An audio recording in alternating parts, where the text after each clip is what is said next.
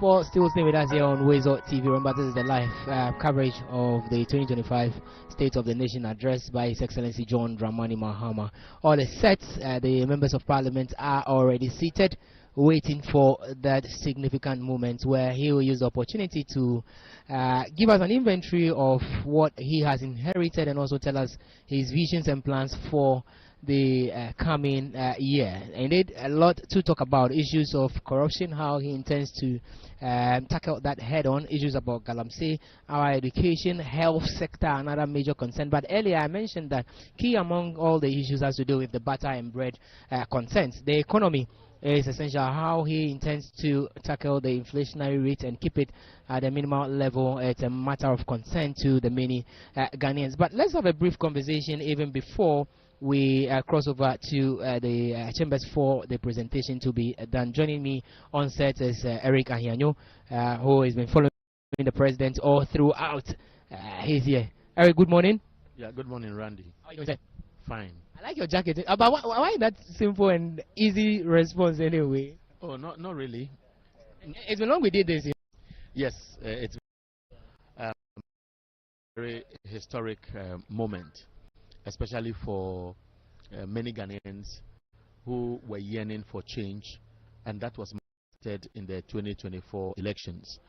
President John Dramani Mahama went into the elections with one mindset: to address the problems facing this country.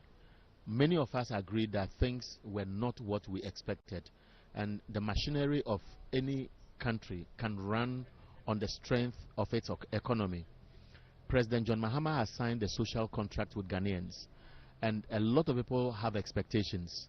Because of the experience he's had as a president before, he believes that you can only get the blessing of the populace for them to buy into your policies and then give you that support. You need to let them know what really the real picture is.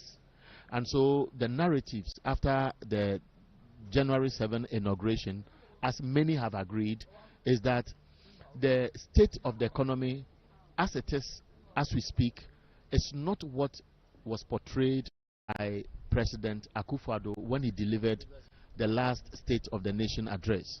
And that was barely 4 months ago. And so what is happening today is a statutory obligation, Article 67 or so of the Constitution, which mandates the President around this time of the year to let Ghanaians know where we are. And so for President John Mahama, who even at the launch of his campaign hatched this theme, building the Ghana we want together, is coming here to let Ghanaians know what the real issues are. Again, a lot of people have high expectations. He has a 120-day social contract with Ghanaians. And so a lot of people will expect that it should not be more of just lamenting or talking about the mess that has been created, but also giving hope to Ghanaians by helping us to understand some ideas about the policies he intends to roll up. All right, I'm grateful. Now, let's touch briefly on the 120 days contract that he has already signed with the Ghanaian populace. Of course, you have been close. You have monitored a few of the things he has done. Can you run us through the achievements within these 2-3 months that he's been in office? There are lots of them, and others, some would just summarize as signs of expectations to be met. Now, before I address this, you would notice that the first day the president assumed office, it was real from the figures and from the testimony of the CEOs and managers of the independent power producers that he was faced with an imminent crisis, Dumso. And so quickly he summoned a meeting And on 2 occasions, they met these people, and a certain strategy was adopted to find how to import light crude oil, and at the same time buy time with the management of the West African Gas Pipeline Company. And as we speak, the pipelines are being cleaned, and the worst that would have happened has been managed, and so that is okay. The president, yes, we have challenges with the power sector, but the president made a proactive step, and that is what has managed the problem. Otherwise, it would have been worse off, because there wasn't much money to buy liquefied petroleum or liquid fuel. That's how they call it, liquid fuel to propel the thermal plants. Some of them have been retrofitted. Now, as we speak, I think the anthem is about to be played, which suggests that the president is ready. And so, Randy. All right. Thank you, Eric. Maybe we'll come back to wind up when the president is done. But let's go back to the chambers quickly. Stay with us.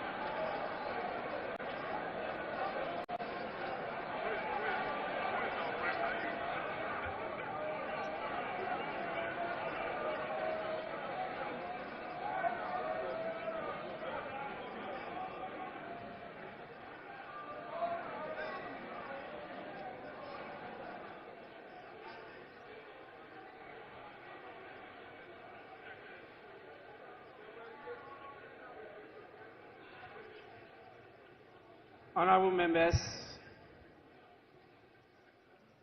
the House is extremely privileged to have the presence of His Excellency John Dramani Mahama,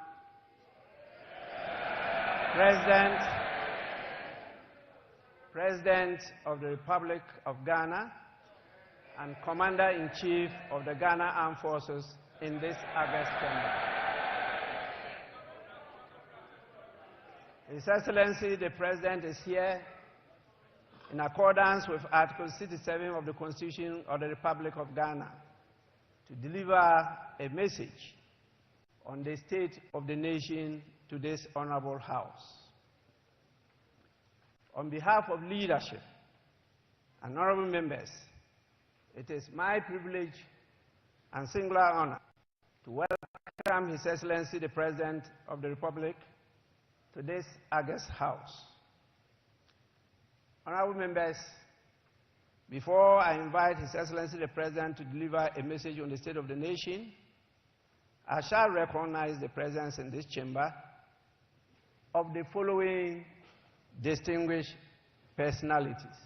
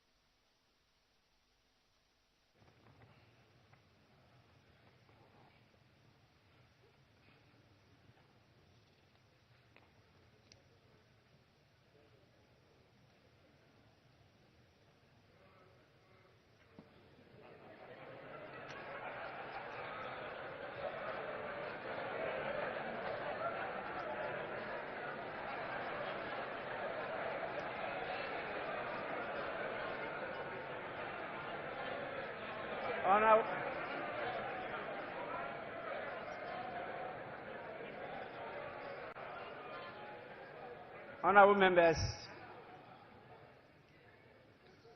we have to prepare for all eventualities.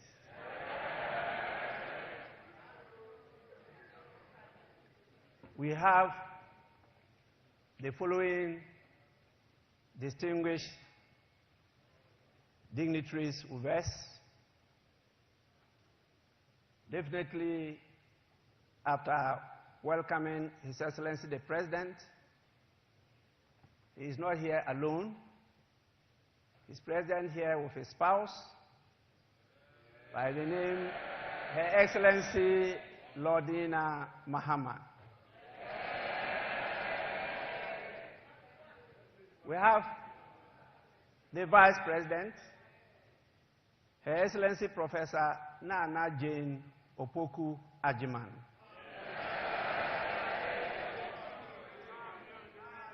We have the Chief Justice, Her Ladyship Gertrude Tokonu.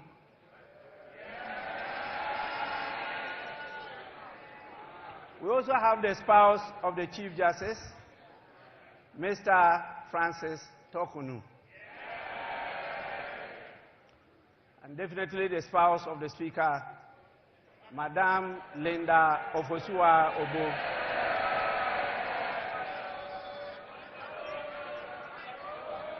We have the Chief of Staff, Honorable Julius Debra.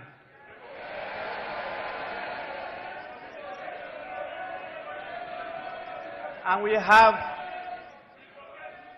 a number of our Lordship, the Justices of the Superior Court of Judicature with us here. We also have the Chairman of the Council of State, our former Speaker, Right Honorable Eduardo Ajahu.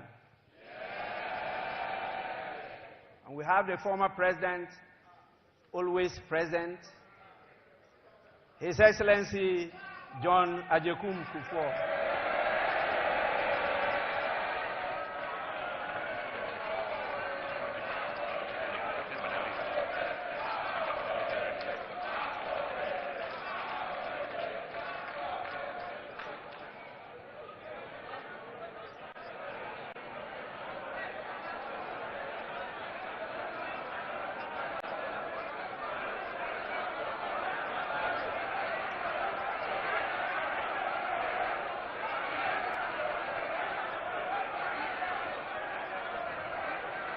Honorable members, order, order, order.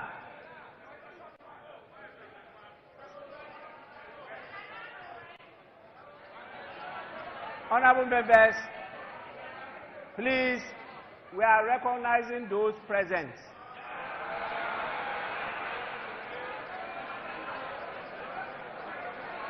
Honorable members, we also have the former First Lady, the evergreen, ever-present, Her Excellency Nana Konadu Agyeman-Rawlings.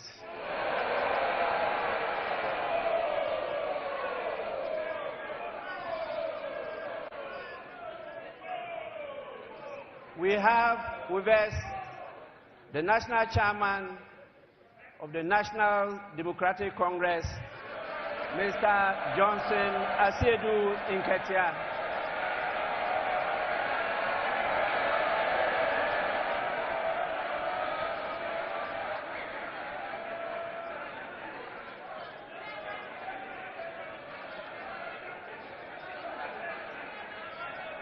We also have the National Chairman of the new Patriotic Party, Mr. Stephen Ayensu Nti.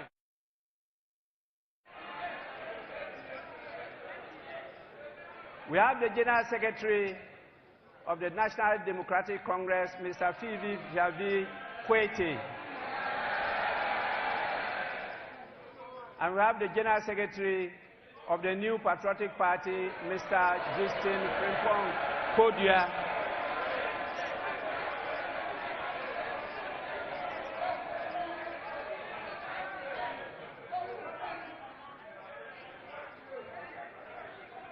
We have, as usual,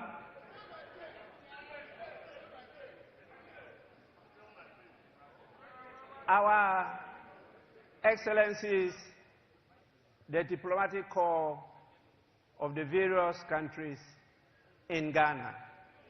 You can see, as usual, they have come in their numbers. We are extremely grateful for your presence. And we have the couples, the heads of the various security services with us. And we have our revered chiefs, queens, and queen mothers with us here.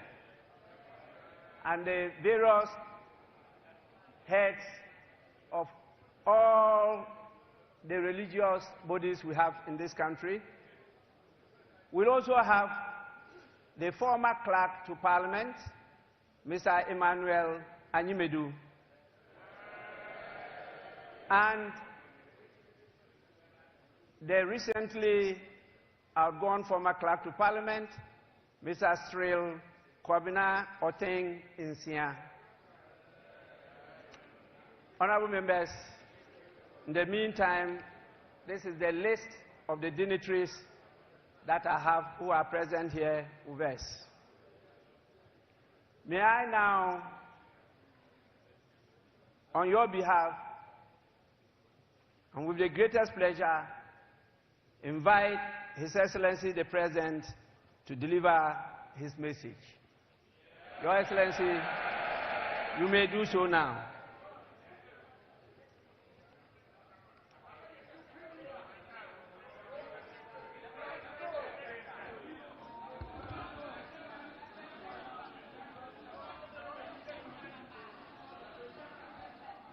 Thank you very much, the Right Honorable Speaker, Your Excellency the Vice President, Your Excellency the spouse of the President, Your Ladyship the Chief Justice, our Honorable Members of Parliament, Honorable Members of the Judiciary, distinguished leaders of our security services, Your Excellencies, members of the Diplomatic Corps, our revered Nime Name, chiefs, traditional rulers, religious leaders, the national chairmen of political parties and executives, the good people of Ghana, I wish you a very good morning. Mr. Speaker, Article 67 of the 1992 Constitution requires that the President address the people of Ghana in whom sovereignty resides on the state of the nation. About 30 years ago, in 1996, I took my first steps in public service when I was elected to this august House as a Member of Parliament for the Bole Bamboi constituency. For 12 memorable years, I forged many enduring friendships and alliances while working with colleagues from both sides of the House to shape Ghana's legislative agenda and advance the development of our beloved country, Ghana. It has also been nearly a decade since I said goodbye to this House after delivering what many, including myself, thought at the time would be my final address to Parliament. God Almighty, Providence, and the unpredictability of life have summoned me here once again.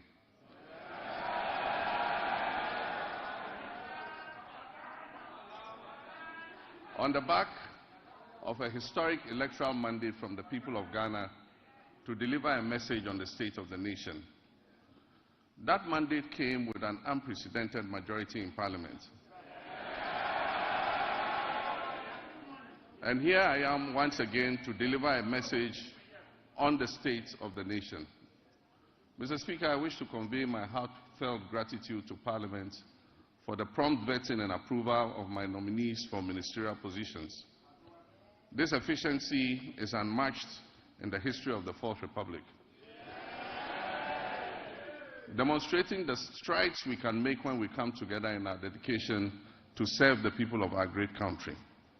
I believe that a similar dispatch will be applied to the approval process for my deputy ministerial nominees. This will enable them to promptly assume office and assist their ministers in delivering our noble vision of resetting our dear nation.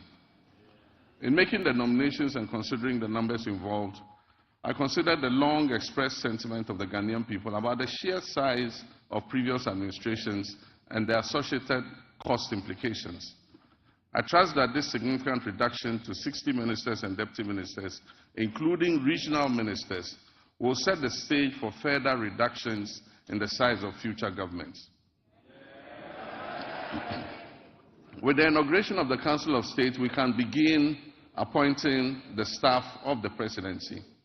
I intend to significantly reduce the number of staff compared to what existed under previous administrations.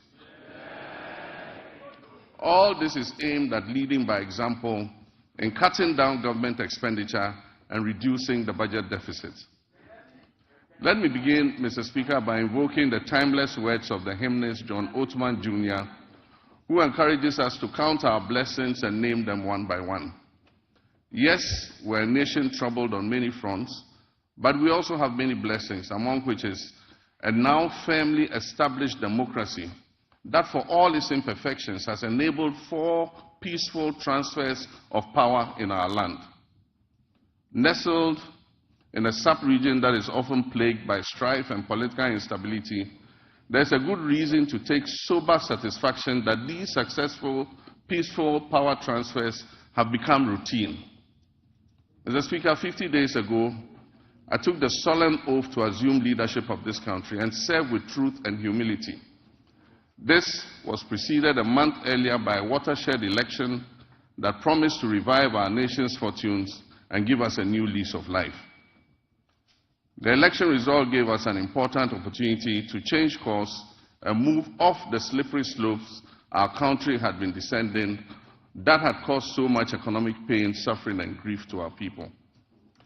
In their collective wisdom and with resounding clarity, the Ghanaian people chose a new path to reset the country's economy. And through their votes, they made it clear that they will henceforth demand the highest standards of governance from those they put in positions of leadership. The good people of Ghana elected me to office with a historic electoral margin of nearly 1.7 million votes.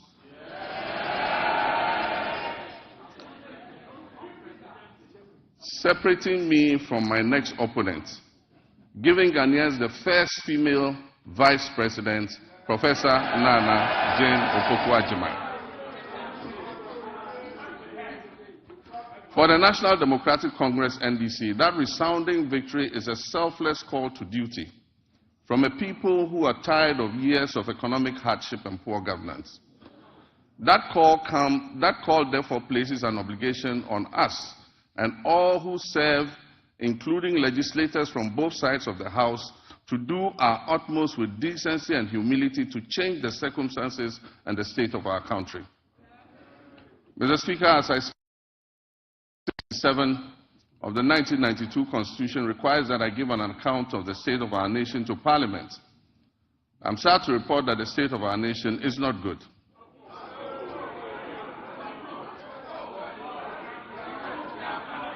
Our economy is in crisis and our people are suffering unprecedented hardships. Mr. Speaker, we will host a national economic dialogue on March 3rd and 4th. On March 11th, the Minister of Finance, on my behalf, will present the budget estimates for the financial year 2025 to this August House. These two events will allow us to present the real state of Ghana's economic crisis to the people. Mr. Speaker, it is not my style to lament and shift blame when confronted with challenges.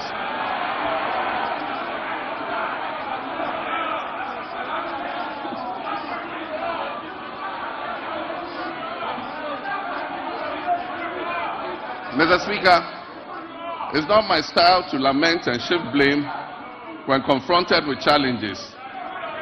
My approach is to accept challenges and work hard to resolve them.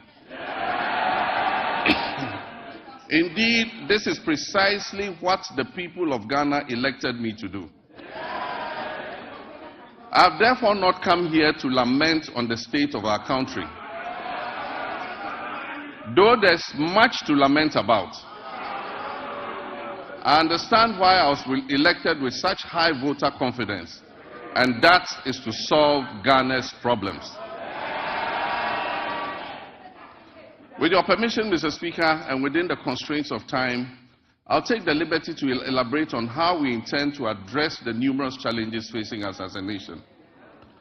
Yesterday, February 26, 2025, marks exactly 10 years since I stood in this chamber, at this very spot, to declare my determination to fix Dumsor, a legacy problem of power shortages. And Mr. Speaker, I fixed it. Yes, I promised to fix it, and I did.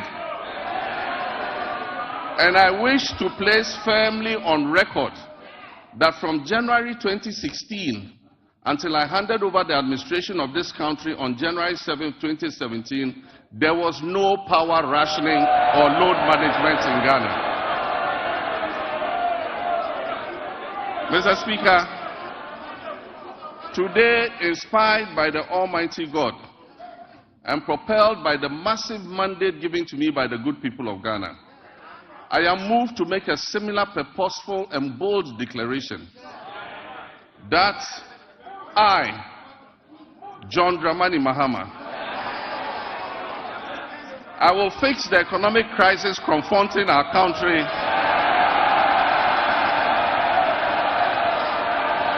and reset it on a path of growth and prosperity.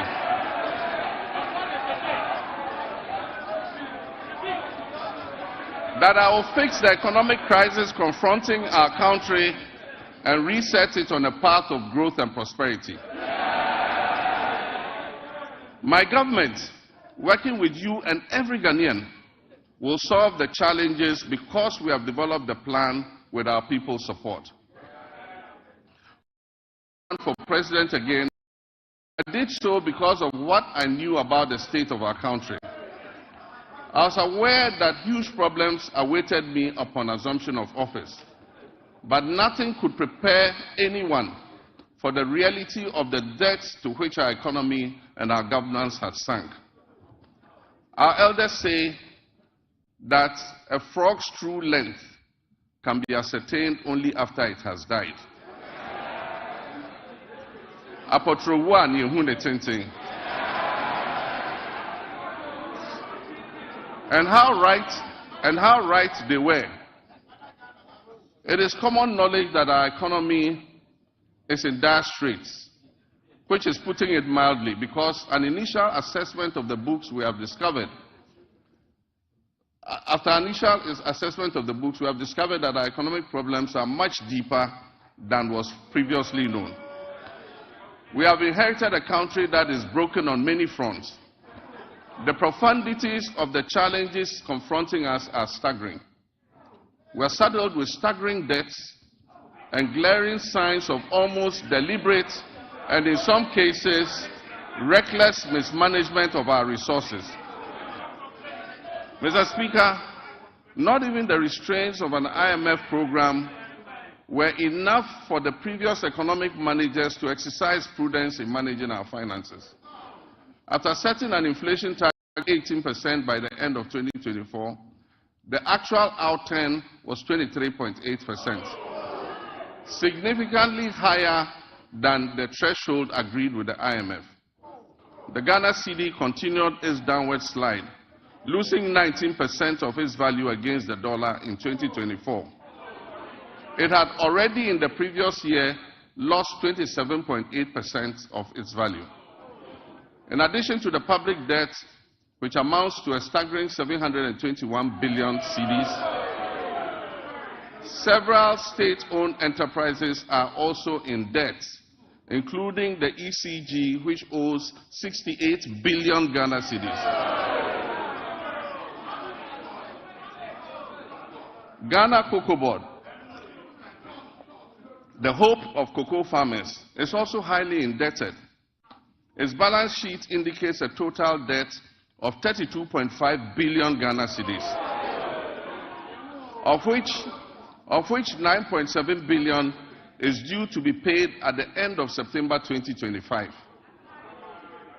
In 2023-2024 crop season, Cocoa Board was unable to supply 333,767 metric tons of cocoa, which it had sold at $2,600 per ton. As a result, the then management of Cocoa Board rolled over these contracts into the 2024-2025 season.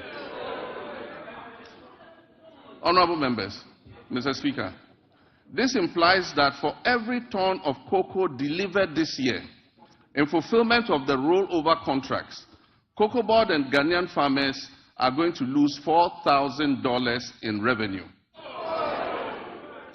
Mr. Speaker, as I address this Honorable House, Cocoa Board has supplied 210,000 tons out of the rolled over contract, resulting in a revenue loss of $840 million for both Cocoa Board and the Ghanaian farmer.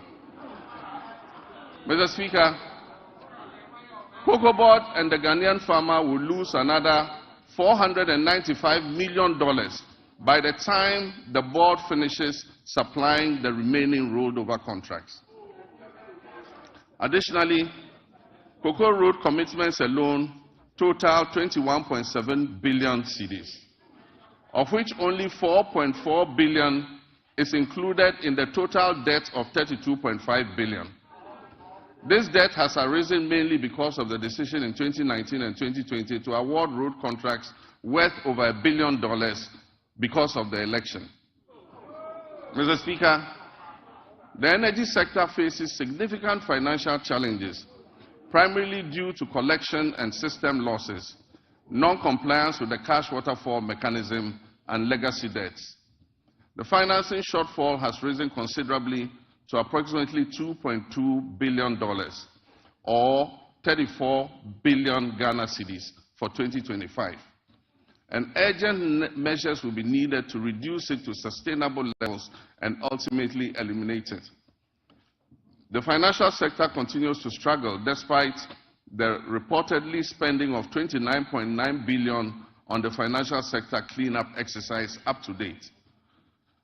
Scant reserves were also left for debt servicing, despite implementing what may be considered the most severe and distressing economic policy in the annals of the Fourth Republic, if not in the entirety of our nation's history. And I'm referring to the domestic debt exchange program. This is in stark contrast to our actions in 2017 before we left office, when we allocated $250 million to the sinking fund handed over to the incoming government to service debts, Ghana's debts. There have been claims that buffers were left for debt repayments, oncoming debt repayment this year. Mr. Speaker, honorable members, let me give you the statement of account for the debt service reserve account, which is also popularly referred to as the sinking fund. This fund shows a balance of only $64,000 in the dollar account, $64,000 in the dollar account, and 143 million Ghana cedis in the CD account. The repercussions of the accumulation of debt and economic mismanagement will require extensive work and sacrifice to repair. In the next 4 years, to put things in context for you, Mr. Speaker, in the next 4 years, our debt servicing will amount to 280 billion cedis. And this comprises of 150 billion for domestic debt and 130 billion in external debt servicing. Our catastrophic debt position has also severely impacted infrastructural projects that should have been completed. Currently, there are 55 stalled projects due to the default of debt and subsequent restructuring, with a total value of $2.95 billion not disbursed. The stalling of these projects is expected to result in a cost overrun of about 15 billion cedis. Mr. Speaker, notwithstanding this gloomy background, I remain committed to leading this government and taking every necessary step to reset our economy, getting things back on track, and working with the good people of our country to build the Ghana we want.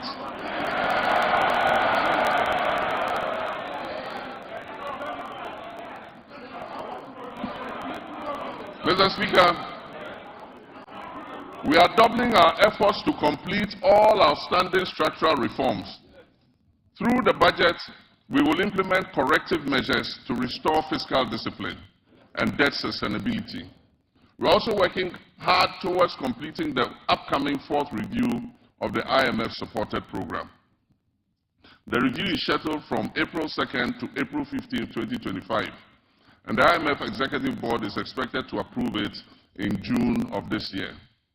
As we have done previously, we are also building buffers in the sinking fund and adopting prudent debt management practices to ensure prompt repayment of upcoming domestic and external debt maturities.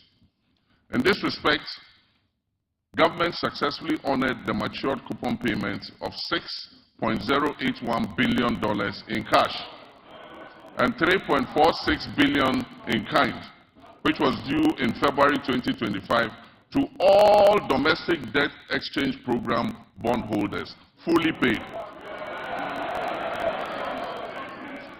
Mr. Speaker, the good news is that we have also built additional buffers in the sinking fund to honor the maturing bonds that are due in July and August. And so bondholders can rest assured that they will be paid to the last pesewa, whatever is owed them. With the transparent and prudent measures we have implemented since taking over the administration of this country, I urge my countrymen and women, business owners, and foreign investors to trust our competence in turning our economic fortunes around. Mr. Speaker, since we took office on January 7, 2025, we have upheld our commitment to a fiscal consolidation agenda with a streamlined. We have eliminated expenditures and reduced our reliance on borrowing. Our prudent debt management practices have led to a substantial reduction in interest rates. The 91-day Treasury bill rate, which was 28.51% on January 6, 2025, has dropped to 24.48% as of February 24, 2025. Similarly, the 182-day Treasury bill rate, which was 29.07% as of January 6, 2025, has decreased to date to 25.388%. Mr. Speaker, the 364-day Treasury bill rate has also moved from 30.41% to 27.30% in the same period. We signed a Memorandum of Understanding with our Official Creditor Committee, OCC, to formalize the debt treatment agreed upon with our official creditors. This marks a crucial step towards Ghana's restoration of long-term debt sustainability. The agreement will enable financial resources to support and strengthen our economic recovery.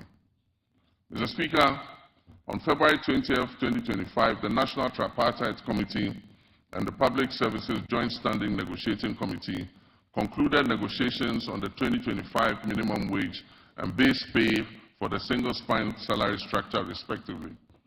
I want to use this opportunity to reiterate my sincere gratitude to Organized Labor and the Ghana Employers Association for the understanding and cooperation in reaching this agreement on the minimum wage and the base pay.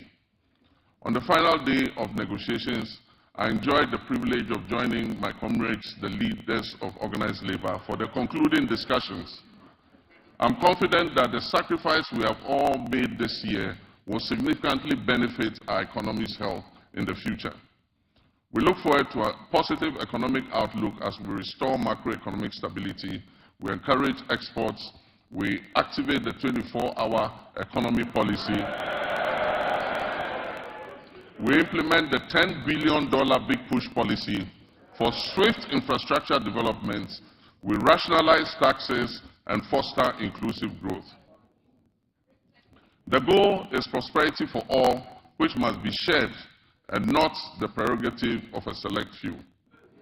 Mr. Speaker, in fulfillment of our 120-day social contract with the Ghanaian people, we have put in place the Planning Committee to host the National Economic Dialogue.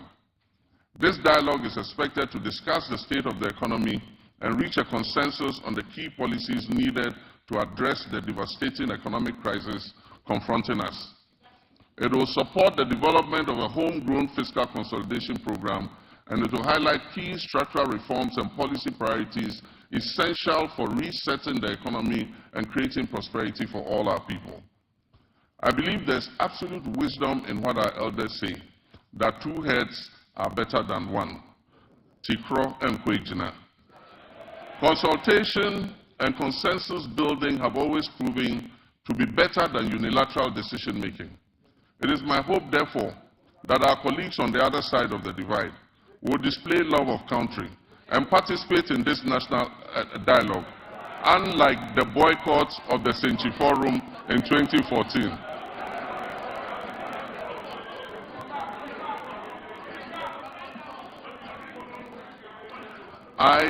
I humbly choose a different path of accommodation and cooperation with all stakeholders.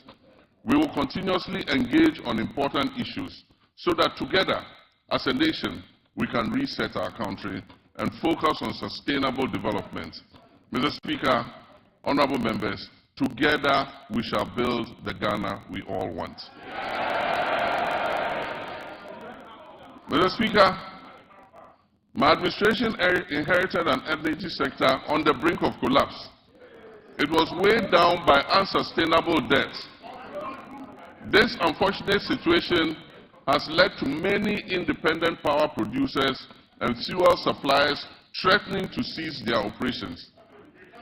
Mr. Speaker, listen to this. Despite collecting over 45 billion cedis in energy sector levies, ESLA, over the last 8 years, the outgone administration has left the Ghanaian people with an energy sector burdened with a staggering debt of 70 billion cedis as of December 2024.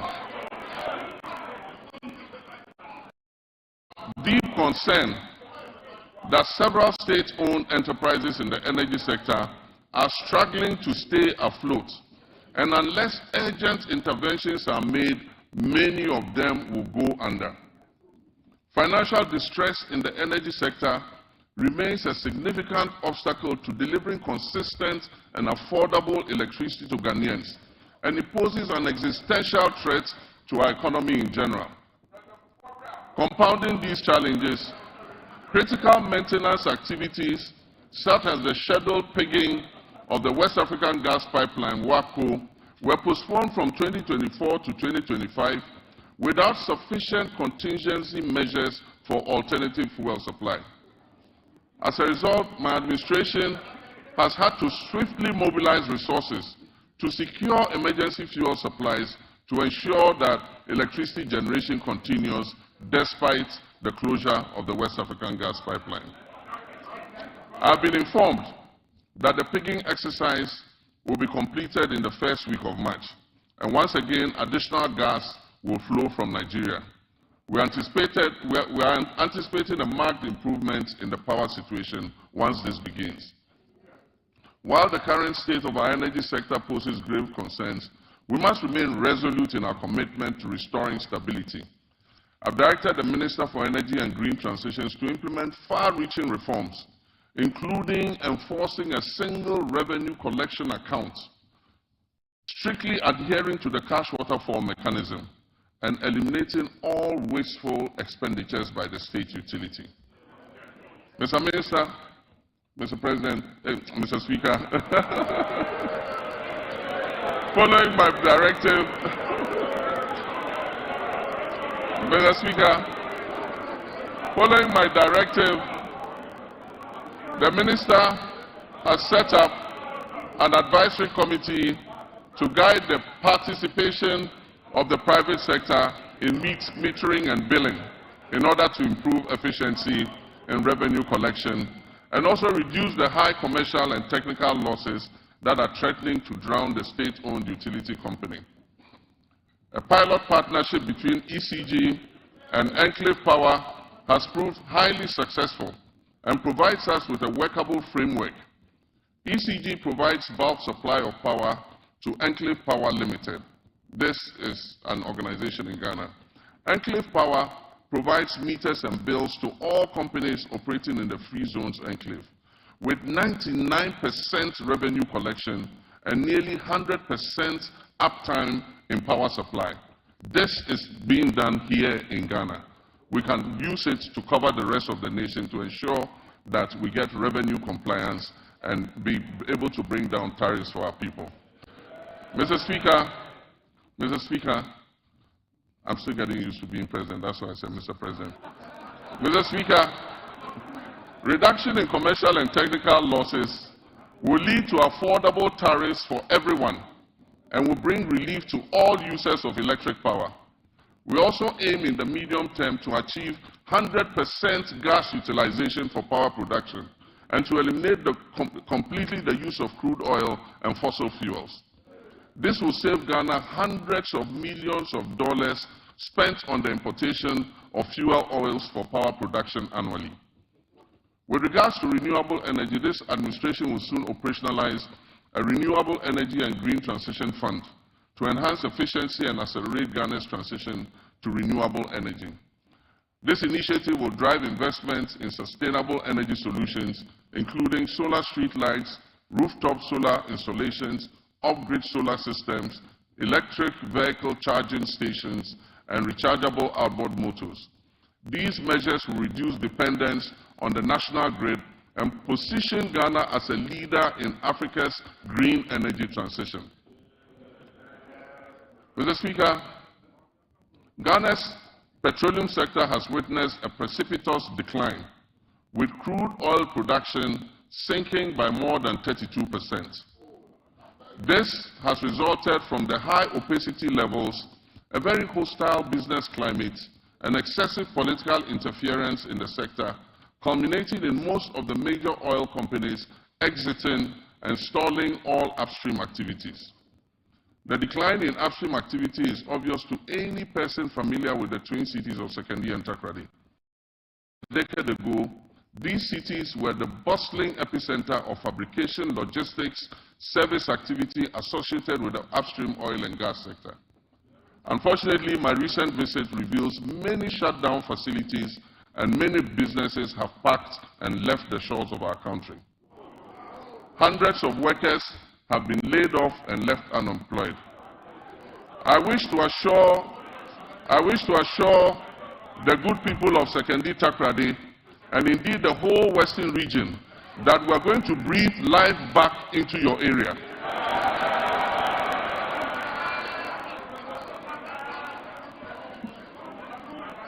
Mr. Speaker, we have already commenced revitalization of our upstream petroleum sector by creating a business-friendly and congenial environment for our partners and other prospective investors who wish to come in.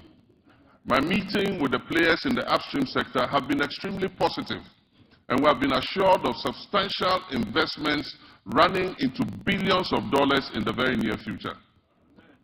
Mr. Speaker, the Minister of Energy and Green Transitions gave the directive for the removal of the unitization based on the arbitration that took place. We believe that this will open the way for an amicable resolution of the issues between Springfield and ENI, and this should make our oil and gas prospects more attractive to investments going forward. Mr. Speaker, Ghana has fertile lands, abundant water, and human resources. Yet we face a paradox. Our food import bill continues to soar, reaching alarming levels of over $2 billion annually. In addition, rising food inflation is burdening households and threatening livelihoods. To address this, we are implementing several well-considered policies to grow the agricultural sector, including agro-processing. This will be backed by reliable power supply to meet our country's needs while advancing exports to earn foreign exchange and strengthen our economy. Mr. Speaker, the Agriculture for Economic Transformation Agenda, AETA for short, will modernize agriculture, enhance agribusiness, ensure food security, it will lower food inflation, it will boost exports, and create sustainable jobs. The Feed Ghana program will increase food production and reduce prices through projects like the Grain Development Project, focusing on rice, maize, and soya bean production. The Vegetable Development Project will target crops such as tomatoes, onions, and pepper. Our Poultry Farm to Table project will eliminate poultry imports and increase local production. Ghana imports 95% of its poultry needs, which costs over $300 million annually. To reverse this trend, government plans to revamp the poultry sector by investing in hatcheries, feed mills, processing, and distribution, working towards eliminating poultry imports. And this is a good one. The Nkukwan Kitinkiti project.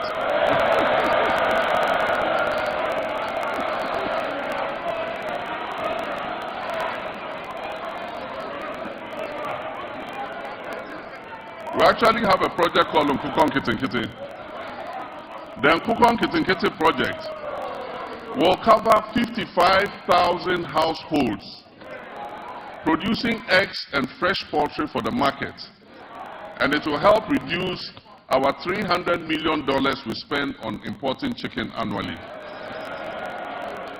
Mr. Speaker, to strengthen the connection between agriculture and industry, we will prioritize value addition, processing, and distribution. And this will position agriculture as profitable and appealing, making it more attractive to our young people. We will implement an AgriNext program to facilitate access to land banks by young farmers, to connect graduates with opportunities in the agricultural value chain, and promote greenhouse agriculture among the youth. This initiative will benefit approximately 30,000 young people. Mr. Speaker, the Livestock Development Project will also address Ghana's reliance on imported meats by restocking breeding farms and increasing local livestock production, thereby creating jobs and boosting self-sufficiency. For years, access to mechanization, quality seeds, fertilizer, and extension services has been a major challenge.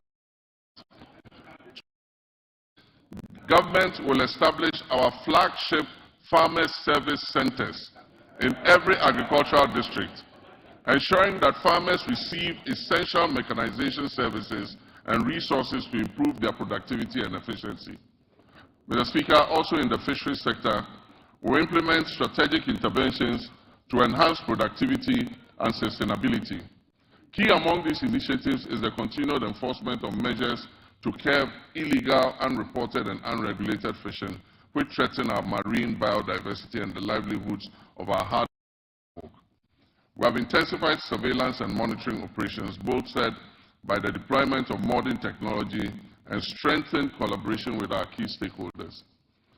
In the last month, we have expanded the supply of subsidized premixed fuel to support artisanal and industrial fishers, ensuring affordability and availability. We will also invest further in modern fish landing sites and cold storage facilities to improve post-harvest handling and thereby reduce losses and enhance the quality of our fish products. Aquaculture development is a key focus of our administration. We will provide financial and technical support, especially to young fish farmers, increasing fish production and reducing our dependence on fish imports. To increase the value addition in this sector, we will encourage the establishment of fish processing facilities, create more jobs, and boost exports.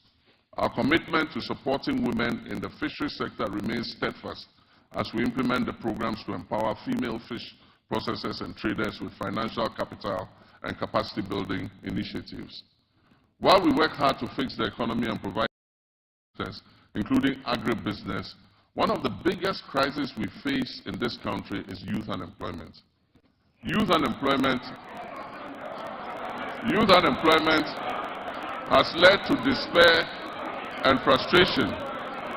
The latest estimates show that up to 2 million of our young people are unemployed. This poses a major security risk for our country and requires urgent attention. To bring much needed focus to the desperate and widely scattered youth employment programs and to ensure stricter accountability in their implementation, I have set up the Ministry for Youth Development and Empowerment in furtherance to the promise I made in the campaign. This ministry, that is the Ministry for Youth Development and Empowerment, is mandated to formulate, coordinate, and monitor policies and programs to promote youth development and empowerment in this country. Mr. Speaker, as part of our Operation Recover All the Loot policy,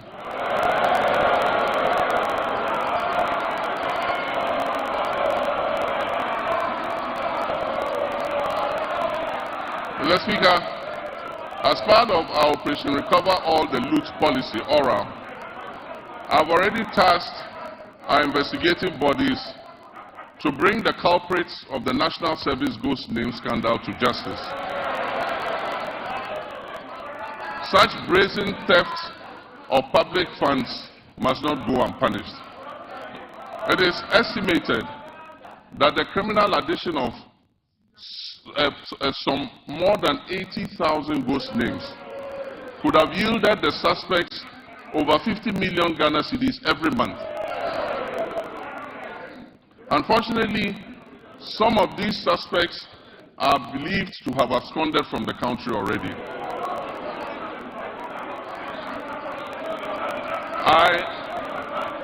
I have directed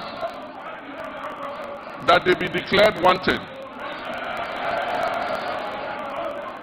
and their assets traced and frozen until investigations are completed. To achieve a legally robust regime to govern national service, I've also tasked the Minister for Youth Development and Empowerment to coordinate and present to Parliament a legislative instrument to support the implementation of the newly passed National Service Authority Act 2024, that's Act 1119. We will introduce short military training as part of our national service scheme. This will instill a sense of fitness and discipline into our youth. The administration of scholarships is another challenge. It has been fraught with challenges. The poor who genuinely need scholarships are unable to access them because the rich and wealthy always crowd them out. To fulfill our government's vision of promoting transparency, equity, and sustainability in the scholarship scheme, we shall streamline the award process to ensure that not only deserving youth benefit from the system, deserving youth benefit from the system. We shall introduce increased transparency, including publishing the list of beneficiaries every year. Mr. Speaker, job creation is one of our main pillars, and it was one of the major promises we made to the youth of Ghana. To help actualize this promise, we're going to roll out what we call the Ejumawura program. This initiative will create, track, and mentor young businesses annually, with a special focus on our youth. For the first phase, the top 2,000 implementable business proposals will be supported with business development training, mentorship, access to startup capital, marketing, and networking to operationalize their innovations and business ideas. We will also launch our flagship National Apprenticeship Program to equip at least 10,000 young people in the informal sector with employable skills, including providing apprenticeship fees and startup kits when they have completed. The Youth Development and the Interior Ministries will facilitate the training of our young people in the Okada business. In areas such as road safety regulations, financial literacy, and digital skills, as well as facilitating the acquisition of motorbikes. We will introduce electric motorcycles on a high purchase scheme to eliminate the use of petrol and make their businesses more profitable. Mr. Speaker, Her Excellency the Vice President's Empowerment for Women and People with Disabilities program will also be launched this year. The program will target women and people with disabilities and other vulnerable groups to build their capacity and offer them access to finance to create their own jobs. Mr. Speaker, the Ministry of Communications, Digital Technology and Innovations will also focus on developing youth IT skills and fostering. Under the 1 Million Coders program, young people will receive training in coding, web app development, digital marketing, and other digital skills. This initiative aims to equip them with the necessary skills for employability in the digital ecosystem. We must provide meaningful and relevant education to prepare our youth for today's technology-driven job market. Despite various reforms, issues related to low-earning incomes persist within Ghana's educational system. I'm committed to ensuring that quality education remains a top priority. The system we have inherited is outdated in many ways and must be realigned to meet the needs of the 21st century and the fourth industrial revolution. Recognizing the urgent need for national dialogue on education and in the spirit of inclusive governance, I launched the National Education Consultative Forum on February 18th in Ho. I look forward to the recommendations which we will incorporate into our sectoral policy reforms. Mr. Speaker, even though Article 38 of the Constitution guarantees equitable access to education across Ghana, 30 years after the Free Compulsory Universal Basic Education FQ program was implemented, its full objectives remain unmet. To tackle this issue, government will redefine the scope of basic education and introduce the Zero to Hero initiative to enhance foundational literacy and numeracy. Additionally, ICT training will be integrated into early childhood education at the basic level. Over the next 3 years, it will be expanded to cover at least 300 classrooms, 30 centers of excellence, 1,000 teachers and district teacher support teams, focusing on the teaching of mathematics and literacy. This year, the Ministry of Education will fully implement a new curriculum for senior high technical schools and STEM schools, introduce a standardized national sign language for hearing impaired learners from kindergarten to SHS, and review the kindergarten and primary school curriculums. To increase access to quality education, we will scale up our social intervention programs like the capitation grants, the feeding grants for special schools, and the government's BECE registration initiative. Mr. Speaker, to promote inclusion and equity, the government will enhance and resource the Islamic Education Unit to recruit more Islamic and Arabic tutors for English-Arabic schools. We will establish STEM and TVET schools in underserved and peri-urban communities. We will provide scholarships to brilliant but needy students in deprived communities, especially for study in law, medicine, and engineering. We will support Islamic colleges of education with infrastructure and logistics, and will enroll youth in Zongo and deprived urban communities in the National Apprentice Program and offer free technical and vocational training. Mr. Speaker, it is important to continue to retain and motivate our teachers in all schools, especially in the rural areas. Government will begin plans for the implementation of the 20% allowance for teachers who agree to serve in rural schools. District assemblies are going to be involved in this scheme to ensure that the teachers are present and teaching in the schools that are selected. This scheme will reward such teachers for their sacrifices and ensure quality education nationwide, not only in urban centers. Mr. Speaker, as part of our Teacher Dabre initiative, the construction of teacher accommodation units to improve welfare and attract teachers to rural areas will commence this year. Mr. Speaker, no new school will be built in this country without teachers' accommodation. Mr. Speaker, honorable members, once again for emphasis and for the record, I, John Dramani Mahama, President of the Republic of Ghana, will not cancel the free SHS program.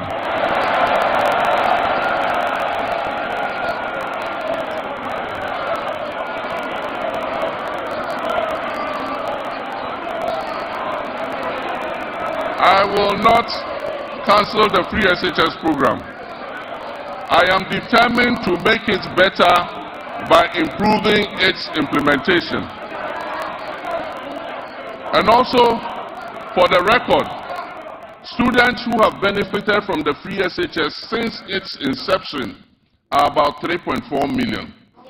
The figure of 5.1 million beneficiaries, as put out by the previous administration, was an exaggerated and false narrative calculated to achieve political credit. Mr. Speaker, while the free SHS program has improved access, the implementation of the program leaves much to be desired. The outcomes of the ongoing National Education Forum will guide our reform efforts in this sector. Mr. Speaker, in line with our promise, the Minister for Education has announced the restoration of Parent-Teacher Associations, PTAs, in the running of schools. It is important for parents and communities to participate in the administration of their schools. The Ministry of Education and GAS will, however, ensure that PTAs do not impose unbearable financial burden on parents and students who cannot afford them. Mr. Speaker, the double track system remains a challenge, and we are committed to eliminating it by accelerating school infrastructure expansion and completing stalled educational projects. To fund this, the Education and Finance Ministries are working to uncap the GET Fund so that we can accelerate projects in secondary schools. As promised, we have begun improving secondary school feeding, and the children are getting better quality food as I address you.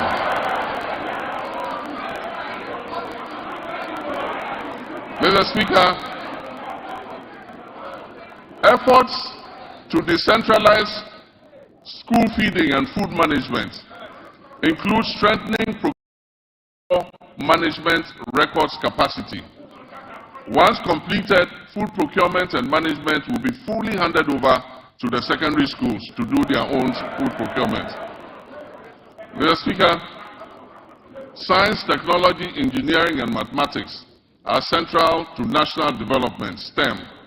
We will therefore expand STEM programs at all levels to equip all students for the global economy. We don't believe in building single standalone STEM schools. We believe that STEM must be part of the curriculum of every secondary school.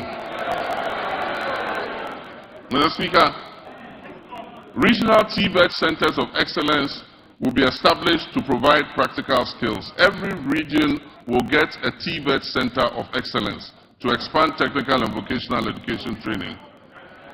Mr. Speaker, honorable members, Ghana has consistently missed its gross tertiary enrollment targets, with the rate below 22%, far from the 40% goal that has been set by 2030. Despite over 460,000 secondary graduates coming out annually, 55% qualify for tertiary education, and only 35%, 161,000 of the 460,000 enroll in tertiary education, leaving over 300,000 without access.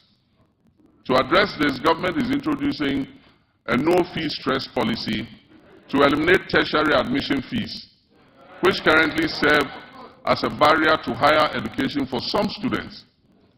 This will be supported by an enhanced student loan scheme, which is called the Student Loan Plus.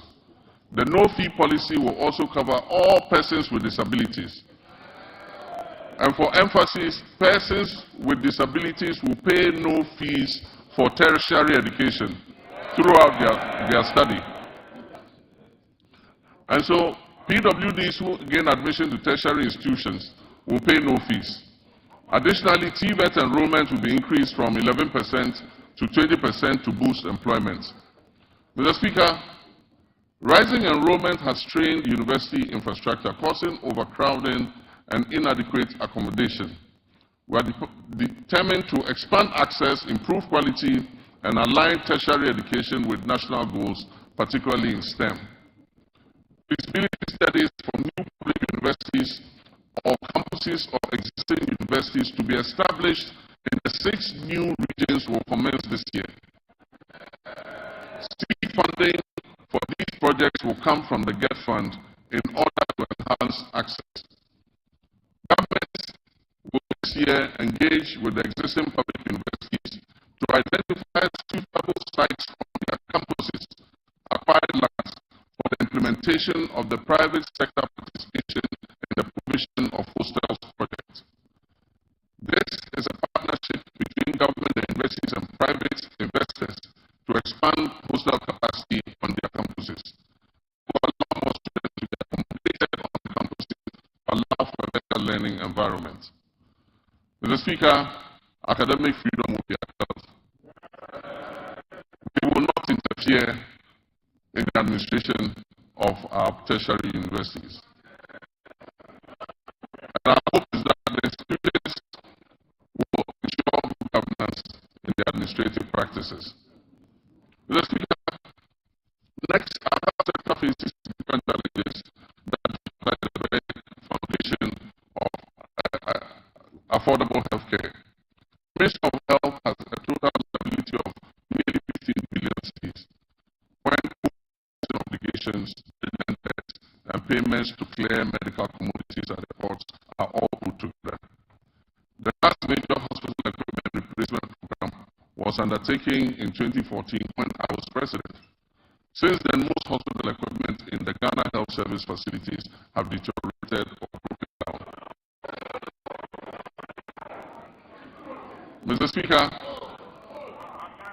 the Agenda 111 program, which was started as a knee-jerk reaction during the COVID-19 pandemic, when the Ghanaian public had begun to appreciate the significant investments that the previous NDC administration had made in healthcare facilities, and began to lament the many hospital projects that are stalled under the previous administration.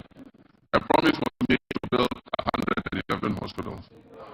Mr. Speaker, I'm sad to note that there is no dedicated for all project.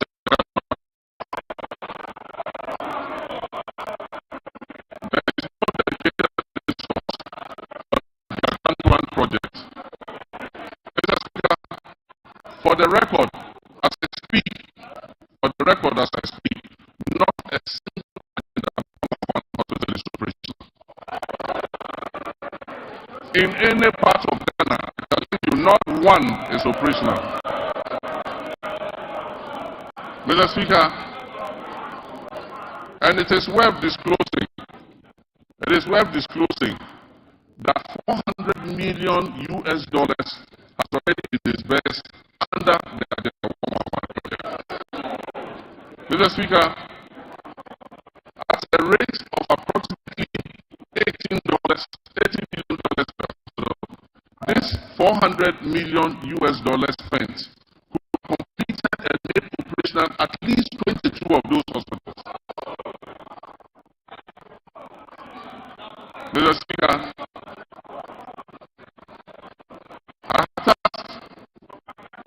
I believe that the money should have been completed.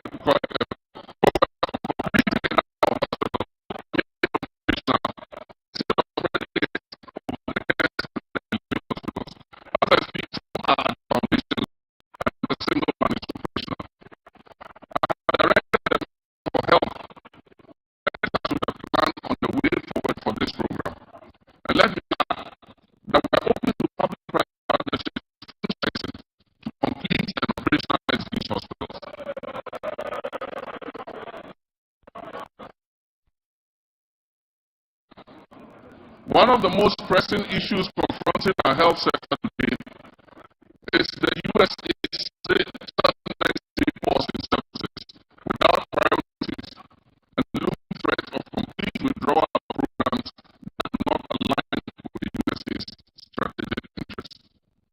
Programs that could be affected include the delivery of medical commodities to regional health stores and health facilities in the Upper West, Upper East, Northern, and Savannah regions. USAID support for the National HIV/AIDS Control Program includes the supply of antiretroviral therapies in the Western, North, and Afro regions. These will also be affected. The withdrawal puts at risk approximately $78 million in earmarked funds for malaria, child health, nutrition, and HIV/AIDS. It also covers some programs being run at the Noguchi Memorial Institute in research. The impact will be challenging without urgent intervention. I've therefore directed the Minister of Finance to make immediate financial arrangements to mitigate this loss, and I expect that this will be reflected in his budget, which will be presented to this House next month on March 11th. Working with the NHIA will revive the Onuado mobile healthcare vans. These vans will provide OPD, ophthalmology, dental, ENT, cancer screening and care in the remote and most vulnerable communities in our country. An earlier attempt to provide mobile health facilities was abandoned after the change of government in 2017. Mr. Speaker, public health experts are grappling with the conundrum of new diseases and re-emergence of old diseases. The unpredictable nature of disease outbreak suggests we must make our health systems more resilient to shocks. Since October last year, Ghana has faced a severe cholera outbreak. As of February 17, 2025, I'm sad to report that 6,300 suspected cases, 545 of these cases were confirmed to be cholera, and unfortunately we lost 49 of our compatriots. The outbreak has affected 118 districts across the Greater Accra, Central, Western Ashanti, and Eastern regions. To control the situation, we have launched an aggressive vaccination and public education campaign, among other interventions. Mr. Speaker, sanitation within the context of infectious disease outbreaks, personal hygiene, and environmental major priorities. Our cities and towns must be made cleaner than what we currently have. We commit to right the wrongs and keep our cities and communities appropriate investments, performance tracking in the sanitation sector. Mr. Speaker, as I speak, the Upper West region meningitis outbreak. And I know, Mr. Speaker, you have made an important contribution to ameliorate the situation in your region, and I commend you for that.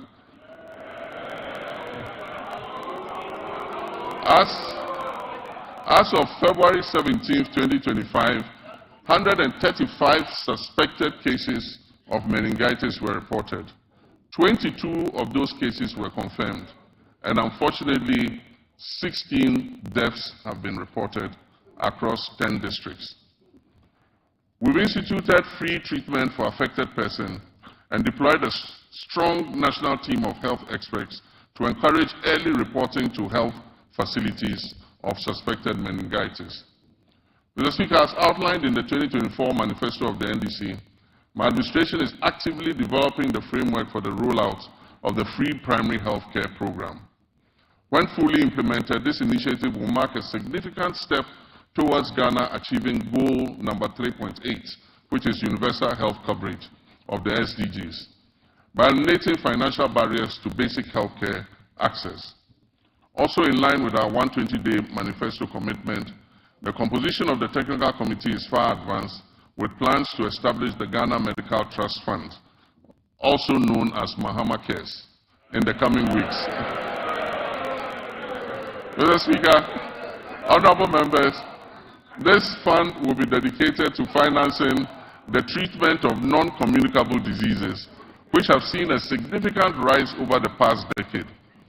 As part of this initiative, the government is committing to allocate financial resources towards this project in 2025, with further support to be mobilized from private sector partners to ensure the sustainability of the fund. Once operational, the Ghana Medical Trust Fund, otherwise known as Mahama Cares, will directly address the financial burden of patients who require dialysis treatment, cancer care, and other critical non-communicable disease-related interventions. Together, the free primary health care, which will focus on early detection and prevention and treatment, and the Ghana Medical Trust Fund program, which will focus on relieving the financial burden of treating non-communicable diseases, will help to revolutionize Ghana's healthcare system by improving healthcare accessibility and outcomes and enhancing productivity and well-being across the country. Mr. Speaker, Ghana will become the pharmaceutical manufacturing hub of West Africa. And my previous record in government speaks for itself. When I injected funds into Ghanaian-owned pharmaceutical companies to expand their production. Mr. Speaker, as this exciting phase unfolds under the 24-hour economy initiative, we must strengthen every aspect of our pharmaceutical industry. And this includes the Food and Drugs Authority and the Customs and Security agencies in order to avert the use of fake drugs and the importation of illicit drugs into our country. We await thorough and unbiased investigation into the alleged opioid pill importation into Ghana and other West African countries.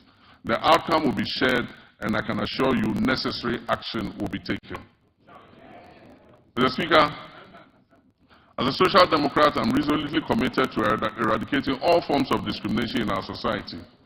Our vision is to foster fairness and cultivate an inclusive environment where everyone can engage fully and equally in social, economic, and political life. With my Vice President, the history-making Professor Nana Jane Opoku-Agyeman, we will engage with all stakeholders, including our development partners and civil society organizations, to prioritize gender equality, equity, and social justice. We will establish strong social protection mechanisms and enhance legal safeguards for women, girls, and other vulnerable groups. Our initiative would include enacting comprehensive laws and policies designed to dismantle harmful social norms, to enhance access to crucial resources and opportunities, particularly for young women, and reduce overall vulnerability within our society. Mr. Speaker, I'd like to take a moment to commend you and this House for support and guidance in passing the Affirmative Action Act of 2024, Act 1121, during the 8th Parliament of the 4th Republic. My government is dedicated to successfully implementing this act to ensure gender equity across the political, social, economic, educational, and cultural spheres. The Ministry of Gender, Children, and Social Protection is actively collaborating with relevant stakeholders to guarantee that this act is fully operational, including attaining the 30% target quota for women in political appointments.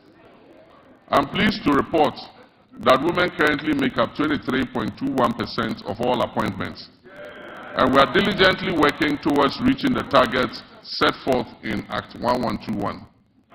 I'm, however, concerned about achieving gender balance, especially at the local government level. Very few women have mastered the courage to apply for the positions of metropolitan, municipal, and district chief executives. And unfortunately, the few who have courageously applied have been edged out on very flimsy and parochial grounds. It is my hope that the National Constitution Review Conference will clear a pathway for the election of DCs. The Gender Ministry will then be obliged to encourage and support more women to apply and stand for these elective positions. In our pursuit of empowering women, Mr. Speaker, we'll establish the Women's Development Bank. This will be a specialized financial institution designed to support businesses owned and led by women through the provision of low-interest loans and tailored financial services offered under very flexible terms. Consultative processes are underway to ensure the successful launch of this bank. And as part of our 120-day social contract, the Minister for Finance is going to allocate initial funding for the Women's Development Bank in the upcoming budget that will be presented to this House. Mr. Speaker, we are also implementing measures to expand the Livelihood Empowerment Against Poverty program under our Big Leap initiative. As we work towards completing the Ghana National Household Data Census by this year, 2025, we reassess the status of LEAP beneficiary households to facilitate the enrollment of new beneficiaries. Mr. Speaker, we are committed to enhancing the legal framework surrounding disability rights by passing the Persons with Disability Amendment Bill.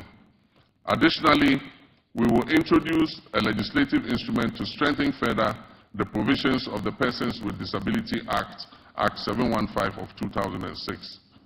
We reiterate our commitment to ensuring that individuals with disability have access to free tertiary education and equal opportunities to pursue their academic and professional ambitions. Mr. Speaker, the government intends to ensure the implementation of legislation that enjoins public and private employers to reserve 5% of their employment for persons with disabilities. I am aware that a private member was shepherding this bill. Government is going to support that motion in order that 5% of all employment is reserved for persons with disability. Mr. Speaker, Ghana's sports sector, once again, which was a shining example of excellence within Africa, now finds itself at a very critical juncture. Historically, our nation has been celebrated and has had remarkable achievements in boxing, football, and athletics. Unfortunately, this is no longer the case. However, recent years have unveiled depressing structural deficiencies in administration, funding, infrastructure, and talent development. Immediate and comprehensive reforms are imperative to reclaim our rightful place on the global sports stage. Mr. Speaker, we will develop a comprehensive national sports policy to align with international norms. This policy will be accompanied by an exhaustive review of the Sports Act of 2016, that is Act 934, and the reinforcement of the Sports Regulations 2023 LI 2477. Infrastructure development remains paramount in our strategy. The government is committed to refurbishing existing national stadia, completing youth resource centers, and constructing new sports facilities in the new regions. We'll also prioritize community recreational facilities to foster greater participation at the grassroots. Recognizing the critical role of youth development, we're implementing a significant overhaul of grassroots sports with the establishment of the School Sports Authority. This body will oversee structured inter-school competitions and talent identification initiatives essential for nurturing future sporting champions. Over 60% of Ghana's elite athletes have emerged from these school sport programs. The ministry has now been renamed the Ministry of Sports and Recreation. To acknowledge the significance of recreation, we will launch a National Recreation Day. This will be a monthly initiative centered on community engagement alongside an annual National Recreation Festival. These initiatives will encourage keep-fit activities and promote active lifestyles. It will promote traditional games and strengthen community bonds. Next month, the senior national team, the Black Stars, which is now a pale shadow of its former glory, will play 2 World Cup qualifying matches. I've instructed my office and the Minister for Sports and Recreation to hold the Ghana Football Association accountable to the people of Ghana as we prepare for these games, especially regarding the budget of the FA. There will be no secrecy in how much the government spends on the national teams. The budget by the FA associations must be known by the public.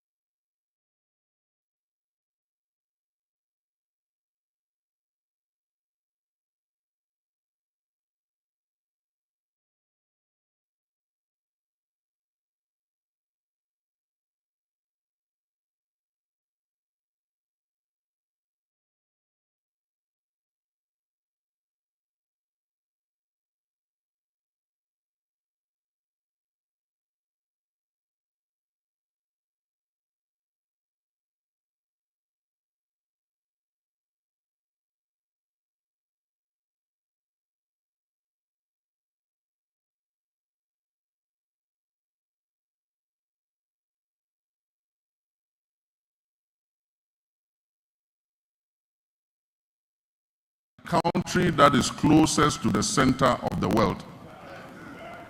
We're also committed to revitalizing the Accra Marine Drive project, a significant urban redevelopment initiative which was designed to transform approximately 241 acres of Accra's coastline into a vibrant tourism and economic hub. Although the cabinet approval for this vital project was achieved during my presidency in 2016, progress has stalled. We will reassess the work completed and take decisive action to bring this all-important project back on track.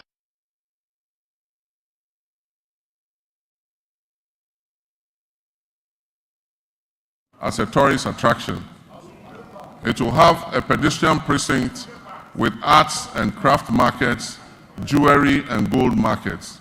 This approximate 22-acre land will become a destination for tourism.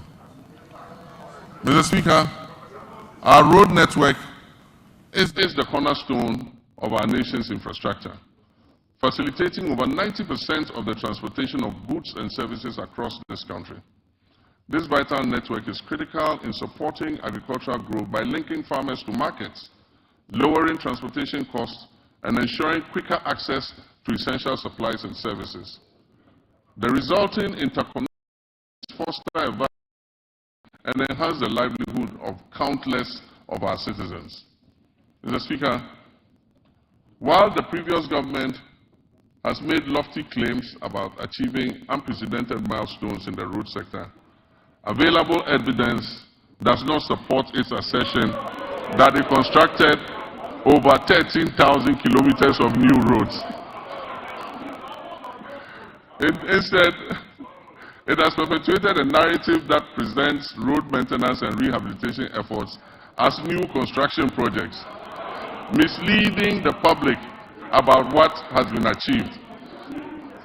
The proportion of poor roads has increased, especially in urban centers, where the number of roads in disrepair surged from 46% in 2015 to almost 60% by 2021. Therefore, Mr. Speaker, our road sector is in crisis, mainly due to years of mismanagement. As many as 85% of awarded contracts in the road sector have stalled, and the contractors have stopped work due to non-payment, and most of them have parked their equipment off-site. Mr. Speaker, as of December 2024, unpaid bills owed to contractors in the sector exceeded 20 billion Ghana cedis for work that had been carried out between 2018 and 2024. For instance, the Ghana Road Fund obtained a loan of 600 million Ghana cedis in March 2018 to refinance outstanding debts and borrowed an additional 1.2 billion Ghana cedis from a syndication of banks in November 2019. Alarmingly, upon assuming office, the Ghana Road Fund still had outstanding payments, including some as low as 2,000 Ghana cedis, dating back to 2018. Current commitments for road projects that are unpaid currently stand at an astonishing 105 billion Ghana cedis. Despite these considerable challenges, this government remains steadfast in its commitment to prioritize vital infrastructure projects that address the pressing backlog of poor roads. Our strategy will be anchored in executing our flagship initiative under the Big Push program. The Big Push will see major rehabilitation of many key roads in the feeder roads, urban roads, and highway sectors. We'll also undertake the following key initiatives to revitalize the road sector. We'll reintroduce tolls, road tolls, using modern technology. We'll rationalize the road sector portfolio to focus on high-impact initiatives. Mr. Speaker, we will uncap the road fund in order that it can accumulate more money to pay for road maintenance. Mr. Speaker, we will minimize sole source procurement to encourage competition, competitive bidding, and enhance public transparency in the procurement processes. Mr. Speaker, the drip equipment, which was acquired at the last moment as a knee-jerk reaction for electioneering purposes,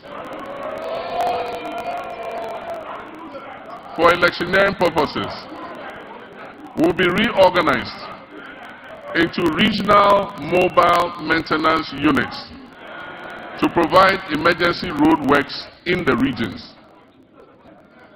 Mr. Speaker, I've realigned the Ministry of Transport to oversee 4 modes of transportation: aviation, maritime, inland water transport, road transport, and railways.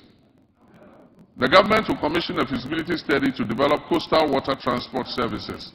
This initiative aims to promote alternative modes of transport and ensure their integration into our existing systems under the National Transport Policy. It also aims to enhance tourism, reduce road traffic, and mitigate environmental pollution. Motorcycles and tricycles, commonly known as Okada, hold significant potential as a more convenient, timely, safe, and cost-effective mode of transport. Currently, the Road Traffic Regulation of 2012, LI 2180, prohibits licensing motorcycles and tricycles for fare-paying passengers. As part of our government, we will amend the regulatory framework to regularize the use of motorcycles and tricycles for commercial passenger transport. In our ongoing effort to revitalize the whole airport, the government will facilitate the establishment of the state-of-the-art pilot training academy and a maintenance, repair, and overhaul facility. The Volta region will become a center of excellence for aviation training and aircraft maintenance. This project will create significant employment opportunities. It will stimulate economic growth and bolster tourism in Ho and the surrounding communities. I have directed the airport company to release 10 acres of land at the Ho airport for this purpose. Mr. Speaker, with the completion of the Tema-Mpakadan rail line, the government will launch passenger services between Tema and Adomi. We will also begin developing the necessary infrastructure on the Volta Lake to facilitate freight transport between Tema Port and Bupe as part of our Eastern Corridor multimodal transport system. The Western Railway line will continue to be modernized in partnership with the private sector. This initiative aims to support the efficient transport of bulk cargo and minerals from the mines in Nsuta, Awaso, and Yinahin to the Takoradi ports, while providing passenger transport along the Western Corridor. Mr. Speaker, the last attempt by the previous administration to re-establish a national airline has failed. We will reopen a transparent process that will receive expressions of interest to invite competent established partners to work with us to establish a national airline. We believe that an efficient national carrier can help reduce fares on routes where external carriers are currently enjoying a monopoly. Mr. Speaker, our communications and digital technology initiatives focus on expanding our national digital infrastructure to stimulate innovation and enhance public service delivery. We are also dedicated to improving access to information and communication technology, promoting the digital economy, ensuring inclusive and equitable growth across all sectors. Nevertheless, the sector faces several significant challenges that hinder our progress, and these include insufficient infrastructure for delivering weather and climate services across all time zones, fragmented and uncoordinated databases, outdated legislation and policies that do not keep pace with a rapidly evolving sector, a lack of adequate technology to effectively detect, prevent, and respond to cybersecurity threats, and a daunting debt burden of almost 2 billion cedis. To revitalize this sector, government is committed to reviewing existing laws and policies to better align them with emerging technologies such as artificial intelligence, big data, Internet of Things, and machine learning. Additionally, we will develop and expedite the enactment of the Kofi Annan Center of Excellence bill. This legislation will establish the necessary framework for the center to concentrate on research and development, consultancy services, and capacity building. Mr. Speaker, access to safe and reliable water and affordable housing significantly enhances the well-being and quality of life of our people. These elements are integral to our reset agenda and fundamental to our vision to build the Ghana that we all want. However, the water sector in Ghana faces considerable challenges, including illegal mining activities that contaminate freshwater sources, rendering them unsafe for drinking and agriculture. This alarming situation highlights the critical need for a decisive and ongoing effort to combat illegal mining, to save our environment and our public health. Government will prioritize completing new and ongoing water projects to improve access to safe drinking water. This commitment should be good news for the people in the Keta, Adaklu, Wenchi, Sekendi Takrade, Asankragwa, Sehirioso, Dodoaso, Kweman, Damfa, Goso, Dwabeng, Aveime, and Edubamso. We'll also tackle critical water projects in Damango, Tamale, Yendi, Sunyani, Techiman, and Takwa to ensure broader access to potable water nationwide. Mr. Speaker, Ghana has a coastline that stretches approximately 550 kilometers. 2/3 of this coastline is threatened by tidal wave erosion that impacts nearly 30% of Ghana's population. Rising sea levels have exacerbated vulnerabilities in coastal areas, leading to flooding, habitat loss, and community displacement. Consequently, coastal protection has emerged as a critical national priority. And so, for the communities that are threatened by flood currently, we're going to prioritize building sea defense to be able to protect you. Flooding has become an all too frequent occurrence in many urban centers across the country, resulting in tragic loss of life, livelihood, and property. This scenario underscores the urgent need for sustainable solutions to address these pressing challenges. Many of our drainage systems are inadequate. They are worsened by careless waterway construction and obstruction, and the relentless encroachment on wetlands and floodplains. To tackle these issues, we have to explore alternative sources of funding to support essential drainage works, desilting, flood control, and coastal protection. Mr. Speaker, the quality of life of any nation relies significantly on a well-regulated and efficient housing market that guarantees access to decent homes. Our housing deficit is estimated at over 1.2 million units, and this has been the situation for many decades.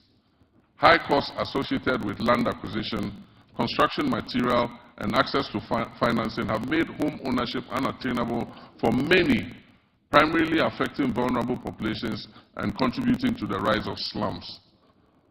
This government is steadfast in its commitment to complete all ongoing housing initiatives, beginning with the Saglemi Affordable Housing Project. We'll also implement a low-cost social housing project supported by a district housing scheme. This project aims to remove the financial barriers to home ownership. Workers in the formal sector, public or private, who have about 15 to 20 years before retirement, can purchase and own a house in cedis and have the cost deducted monthly from their salaries until the house is fully paid up. Mr. Speaker, illegal mining, commonly known as galamsey, has inflicted tremendous harm on our forests, leading to significant land degradation and pollution of vital water sources. This reckless activity threatens Ghana's environment and public health.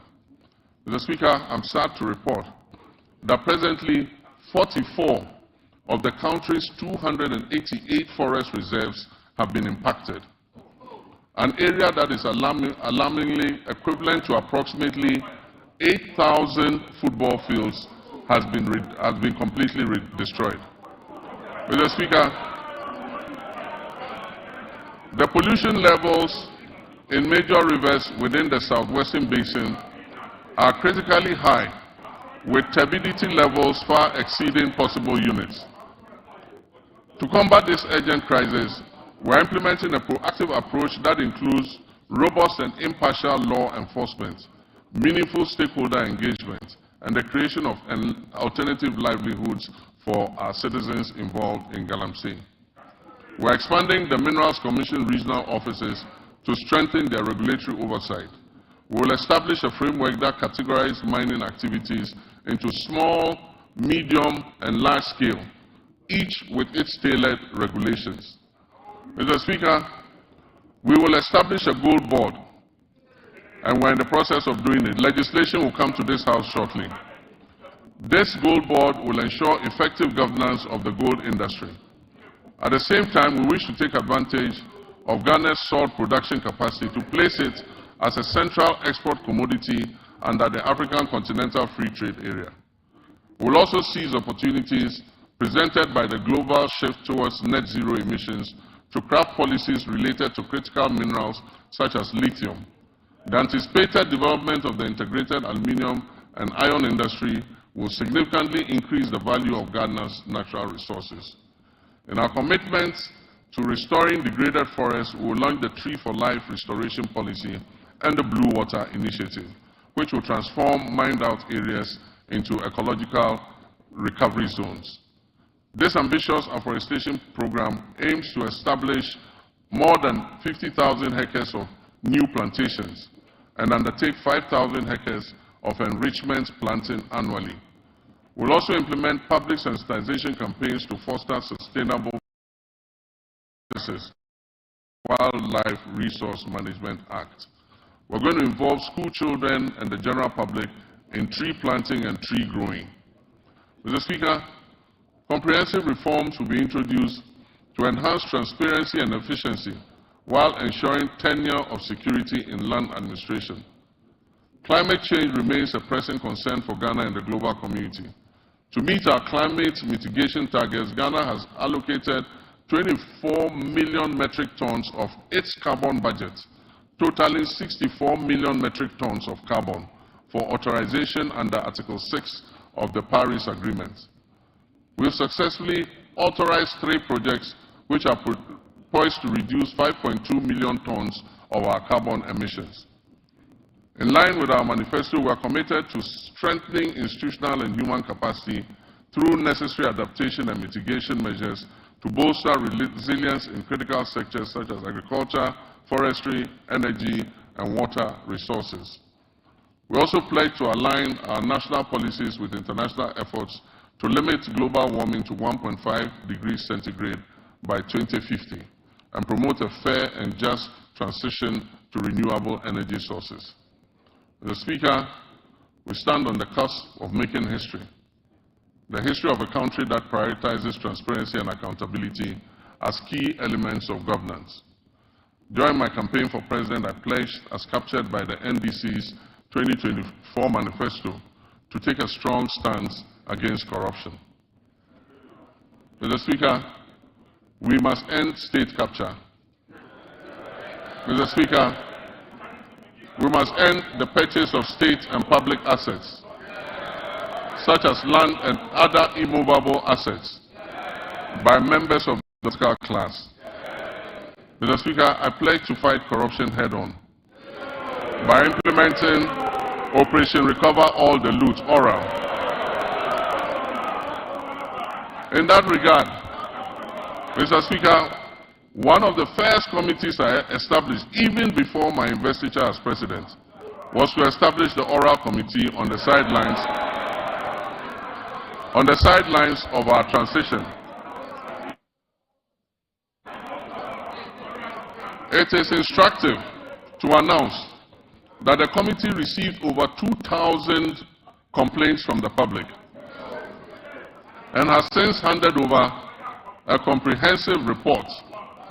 This report has been given to the Attorney General for further review, thorough investigation, and eventual prosecutions. Mr. Speaker, the recent arrest related to the unwarranted payment of $2 million of Ghanaian taxpayers' money in the SkyTrain saga, and then also the National Service Ghost Name scandal, mark only the beginning of a comprehensive response based on the ORAL Committee's findings. Mr. Speaker, let me state that my commitment to fighting corruption will continue with the establishment of a unit at the Presidency and the maintenance of the hotline, where complaints and reports regarding graft and corruption will continue to be received and transferred to the Office of the Attorney General. Mr. Speaker, we will shortly submit for consideration a bill to regulate and restrict the sale of disposal of public lands and state assets. Mr. Speaker, as soon as the 2025 budget is approved, government will immediately take steps to reform the existing anti-corruption agencies by increasing funding and improving transparency and accountability. Mr. Speaker, Ghanaians voted largely and overwhelmingly and endorsed the NDC because we demonstrated a strong commitment and abhorrence for corruption. We pledged to fight corruption and implement far-reaching reforms that will eventually achieve a sustainable zero-tolerance policy against corruption. Mr. Speaker, the justice and legal sectors play pivotal roles in ensuring accountability and fostering the fair, equitable treatment of all our citizens by the state and its agencies. Delays and uncertainties have plagued justice delivery in Ghana, leading many Ghanaians to perceive a politicization of the judicial process. The public trust in the judiciary's independence is alarmingly low. To restore, my government will uphold the judiciary's independence and work with the Judicial Council and services to depoliticize justice delivery and collaborate closely with the Chief Justice to combat corruption effectively. Mr. Speaker, in line with our manifesto promise to reform and expand legal education, we have developed a legal education reform bill ready to be presented to Cabinet for approval and laying before this August House Parliament. Mr. Speaker, on January 30th, 2025, I inaugurated the Constitution Review Committee to undertake a comprehensive review of our fundamental law and ensure that it reflects the hopes and aspirations of our citizens. The committee is composed of distinguished scholars, jurists, and professionals who have made significant contributions to our nation in both the public and private sectors. They will engage Ghanaians and consult with the relevant stakeholders and experts over the next 6 months. Their findings will ultimately be presented to the public for approval, followed by submission to Parliament for enactment into law, and referendums will be held where necessary. Mr. Speaker, I'm pleased to report that Ghana's internal security remains stable, despite developments primarily rooted in chieftaincy disputes. We firmly believe that even amidst conflict, it is essential for our citizens to coexist peacefully and seek amicable resolution to these disputes. We will initiate comprehensive reform across all security agencies to strengthen our national safety and security. One area that has garnered significant public scrutiny is the recruitment process within our security forces. Accusations of politicization, favoritism, protocol, and selectivity have been prevalent. Let me assure you that we are committed to changing that narrative and fostering a more transparent and equitable recruitment policy so that all our young people who wish to serve in these services have an opportunity to do so. We are dedicated to enhancing the capabilities of the Ghana Police Service, the Prison Service, the Ghana National Fire Service, the Immigration Service, and the Narcotics Control Commission, the Customs Division of the Ghana Revenue Authority, and all investigative bodies operating under the Ministry of Interior.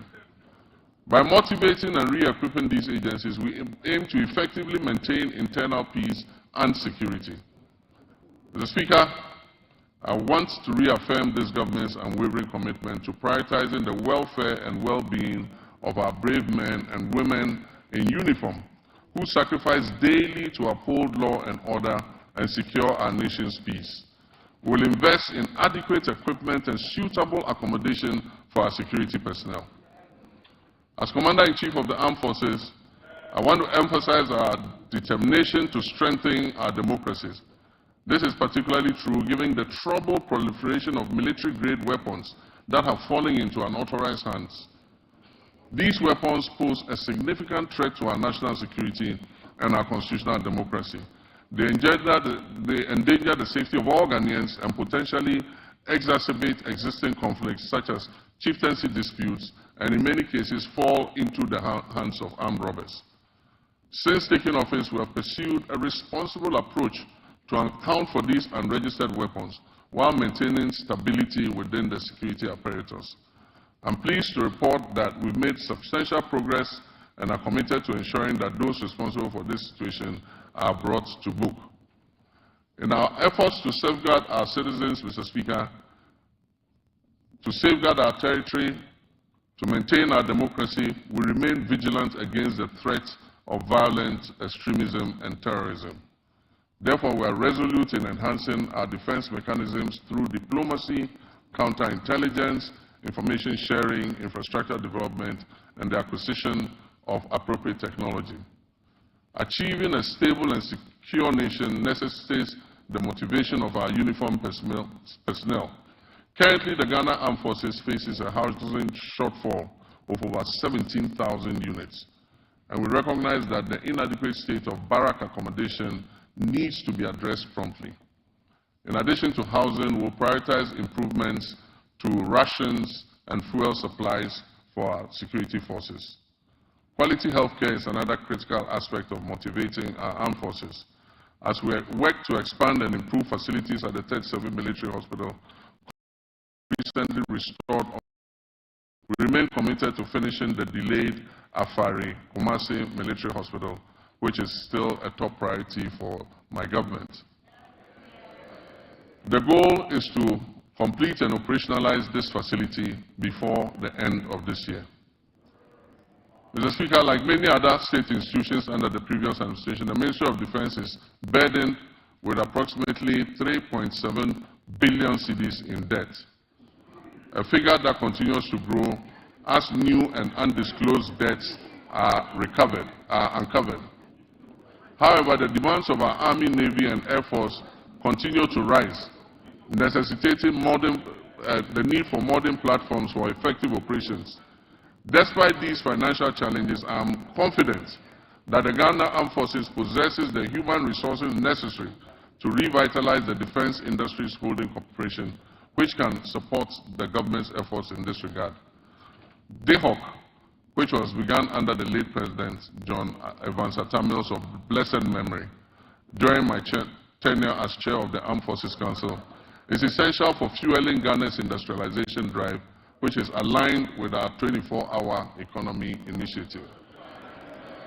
Although DHOC has expanded, it's yet to be fully optimized to deliver the returns needed for the Ghana Armed Forces and our nation. I've tasked the Minister for Defense with incorporating significant private sector participation into DHOC's operations to harness its considerable potential for economic growth. Mr. Speaker, Ghana's strong international reputation was reaffirmed by the historic participation of foreign leaders during the swearing-in of the President, myself, and Vice President Nana Jane Opoku-Agyeman on January 7th, 2025. Mr. Speaker, it reflects the confidence our country's stability and democratic progress has engendered in the international community. Ghana remains committed to its Pan-Africanist ideals, non-alignment, democracy, and global cooperation, and the rule of multilateralism, embracing a policy of friends to all and enemies to none. We will continue to cultivate diplomatic ties based on mutual respect and shared values.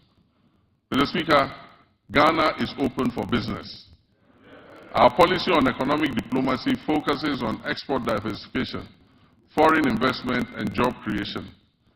A new blueprint and delivery unit at the Ministry of Foreign Affairs with clear performance indicators will be launched soon to ensure foreign engagements yield tangible benefits for our people. Because of emerging security threats, especially on our borders, Ghana is committed to security initiatives, particularly in the Sahel region. will maintain a continuous engagement with our Sahelian neighbors and continue to work with them to resolve the difficult situation that they are confronted with. I've appointed a special envoy to help sustain diplomatic relations with our Sahelian neighbors, aiming to achieve their reintegration, if possible, back into our regional bloc. Mr. Speaker, we will expand passport application centers nationwide to reduce processing times to 7 days. We wish that a passport will be delivered within 7 days from the date application is submitted. These comprehensive reports at the Passport Office is going to align with our vision of a 24-hour economy. The Passport Office is going to work 24 hours to process passports that have been applied for. Mr. Speaker, as we reset Ghana to serve Ghanaians better, government will also revamp the labor administration institutions in the country. We'll promote social dialogue and foster harmonious industrial relations among stakeholders. In the coming months, the National Tripartite Committee, led by the Sector Minister, will organize a national labor conference to discuss pertinent issues affecting labor and employers. The recommendations are expected to influence and shape government's policies and programs in this sector. Mr. Speaker, we will launch the Ghana Labor Export Program, which would allow Ghanaians to go abroad and work with countries that we have signed agreements in specialized areas like engineering, technology, welding, carpentry, masonry, and nursing, teaching, and so many and so forth. The government fiduciary responsibility of the National Pensions Regulatory Authority and the Social Security and National Insurance Trust. This year, the NPRA will fully automate its internal operations and the pension industry will be regulated. This is critical to safeguarding the growing pension fund assets. As part of measures to increase pension coverage in the informal sector, which currently stands at only 11%, the government will implement an informal sector pension inclusion initiative to increase participation in micro-pension schemes. Decentralization has been at the heart of our government system, yet key players in the process, such as assemblymen and women, often face neglect and inadequate compensation. Mr. Speaker, I did promise to pay modest allowance to our assemblymen and women, and I'm committed to keeping this promise. The Honorable Minister, when he presents the budget to this House, would have a provision for allowances for assembly members. Mr. Speaker, I have just unveiled the state of the nation as I came to meet it. I've also disclosed several measures that I intend to take to address the challenges we have inherited. Nonetheless, no matter how well-intentioned our efforts to reset our economy are, they will not yield the desired outcome without the support of the people of Ghana. And so to my dear countrymen and women, you have clearly and unmistakably expressed your displeasure with the poor governance and corruption that has existed in the past. Mr. Speaker, some of our compatriots did so even at the peril of their lives, just as our 28 February crossroads shooting national heroes did in the Gold Coast. May all such martyrs of democracy, those who have died in the process of elections and in the process of just exercising their civil rights, may they rest peacefully in the bosom of the Lord. Mr. Speaker, we will, as I promised, investigate these deaths and we will provide appropriate compensation to the families of those who have died during the elections. My brothers and sisters, you gave me a compelling mandate that leaves no one in doubt about your expectations of me and my government. You embraced the vision to generate new and well-paying jobs through the 24-hour economy initiative. The arrogance of power that you so much abhor will be a thing of the past. I will enforce and demand the highest standards of performance from those I have chosen to work with me to improve the circumstances of our country. I'll publish a code of conduct that they will be strictly made to abide by. Mr. Speaker, it would be remiss of me if I didn't admit that the entire economic value chain is currently in the internal ICU, in the ICU. As I recall mentioning a few intensive care units, as I recall mentioning a few years ago when we were still in opposition, the economy is even worse than we had envisaged. But this gives us ample opportunity to be innovative in our efforts to resuscitate it. And so what are the key takeaways from me for the people of Ghana? One, that we shall fight corruption effectively. Two, that we shall run a lean government of no more than 60 ministers. Three, that we shall realign the ministries, agencies, and departments to eliminate duplication. Four, that we'll introduce austerity, reduce wasteful expenditure and spending, and improving tax collection. Five, that we shall widen Ghana's tax nets, reform tax waivers, especially on investments, and return to our homegrown solutions. Six, that we will grow what we eat and reduce imports of food and goods that can easily be produced here in Ghana. Your voice and contributions will prove invaluable on this journey of national reset, and I encourage you to make your voices heard. I commit to the judicious use of your resources, eschewing waste and ostentation.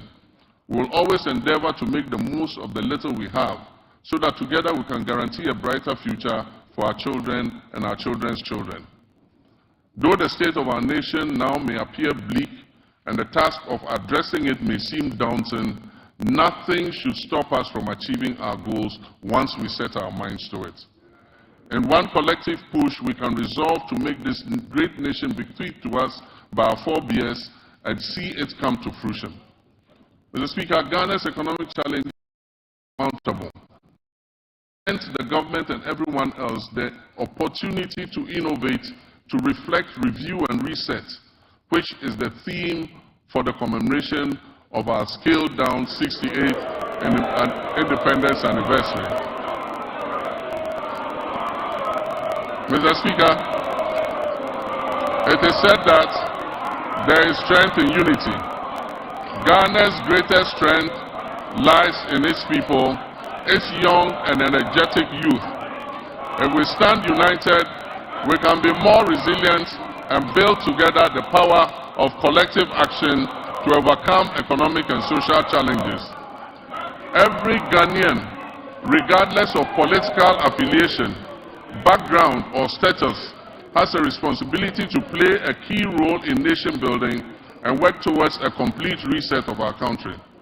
Mr. Speaker, let me assure you that we are leaving no one behind as we reset to rebuild the Ghana we want. We will rebuild a Ghana that works for all of us and not just a few. We shall live the dreams of our forebears in our lifetime. And so, my countrymen and women, where despair once existed, let hope radiate. And where the sun appeared to set on our bright prospects as a nation, let a new dawn of enthusiasm and renewal supplant it. So that when I come and stand here next year to present a message of the state of our nation, it will be one brimming with excitement and happiness. Mr. Speaker, I thank you very much for this opportunity. I thank honorable members for your kind attention. May God bless our homeland, Ghana. Thank you.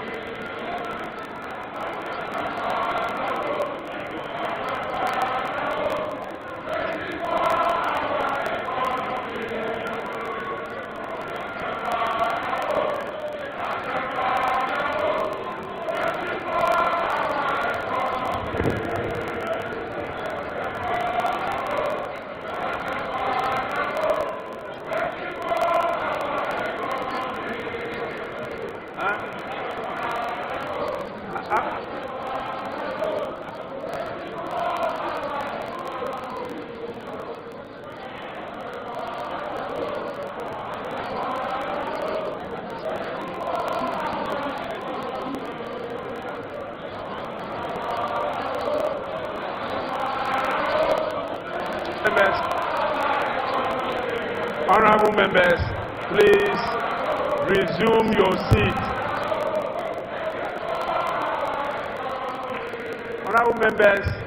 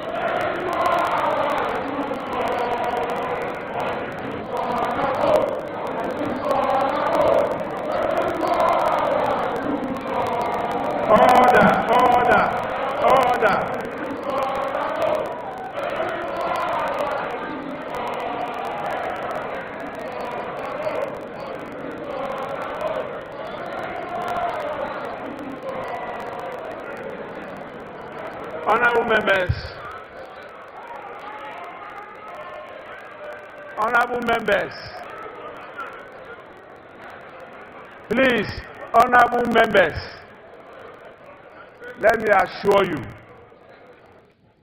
I have the full support of parents to discipline the students.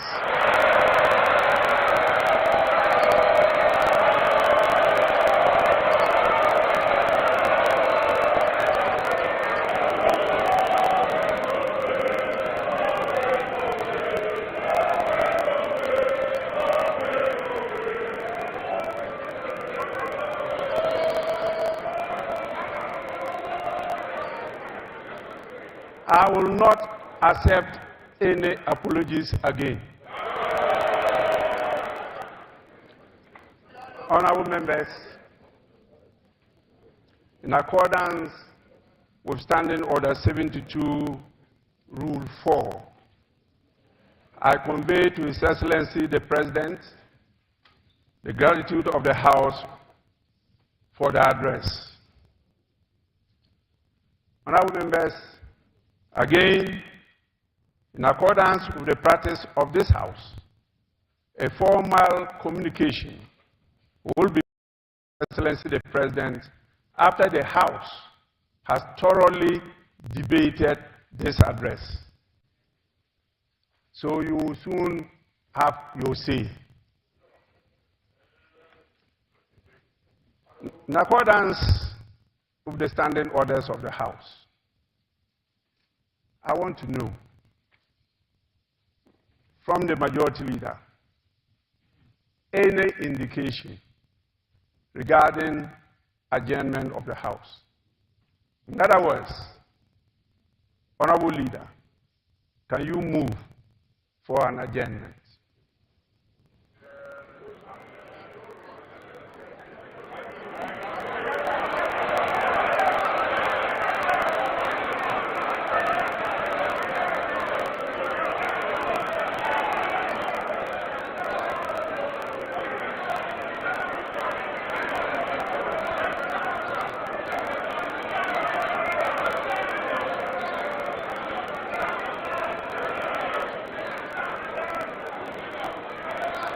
Honorable Majority Leader,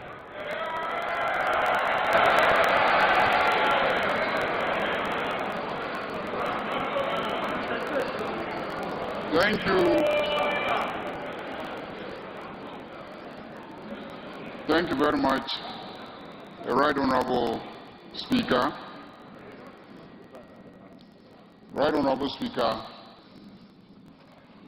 we wish to thank His Excellency the President for fulfilling his constitutional obligations under Article 67 and duly presenting to us a message on the state of the nation.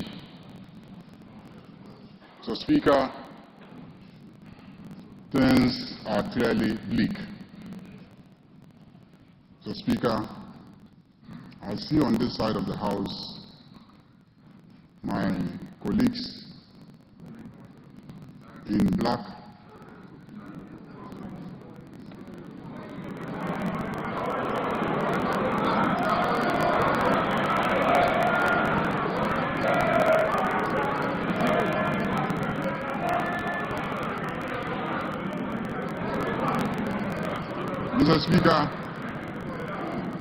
Mr. Speaker, it is obvious that they left this economy in a miserable state.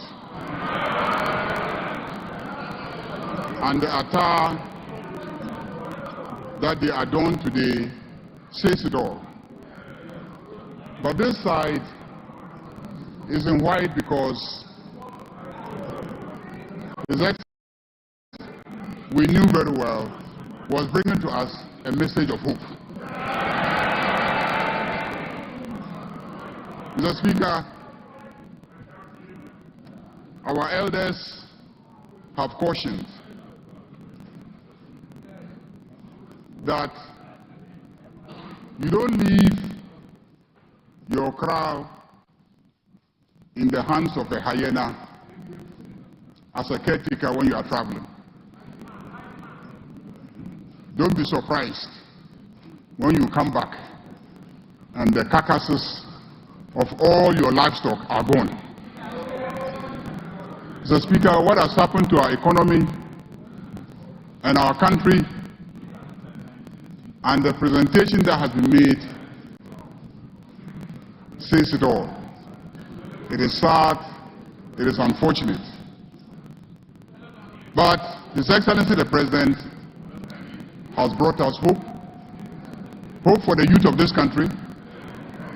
Hope for the women. Hope for the Okada drivers. Hope for the private sector.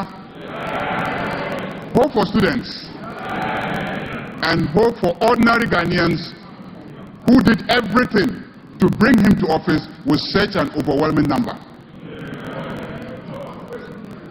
Mr. Speaker, we have no doubt that everything outlined here gives hope. And this House will support His Excellency to deliver on his commitment.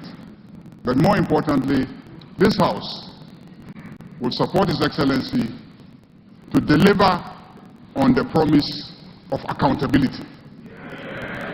Those who so damage the economy must be accountable. And we will support him to deliver on the commitment to accountability. Mr. Speaker, on that note, I move that this House be adjourned to tomorrow 10 o'clock in the morning. Thank you very much, Mr. Speaker.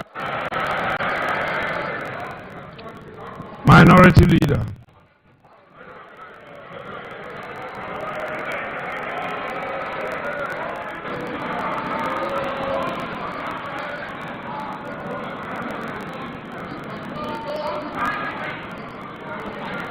Mr. Speaker,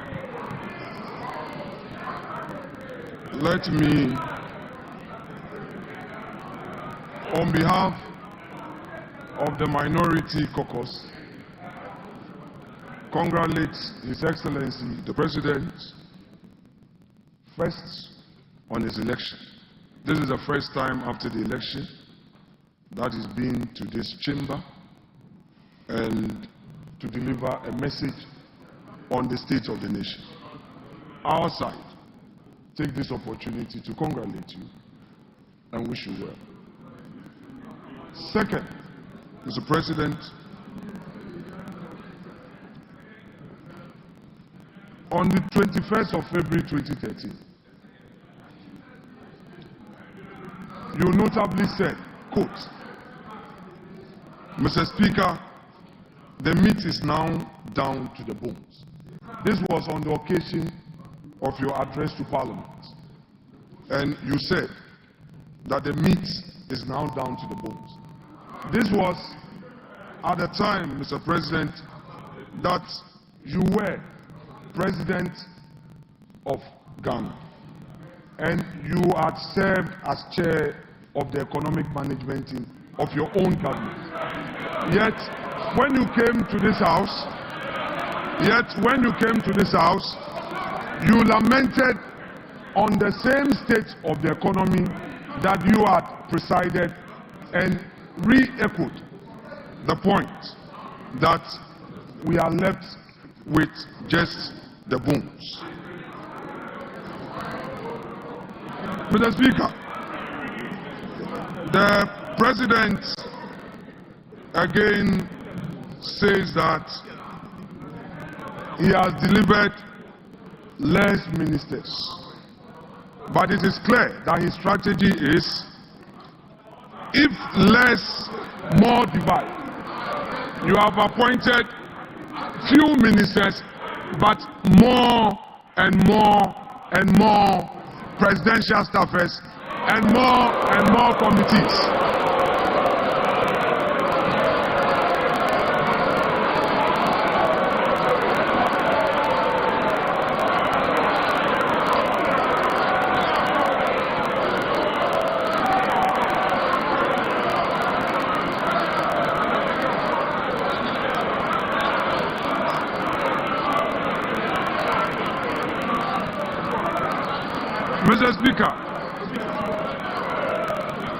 Mr. Speaker, the President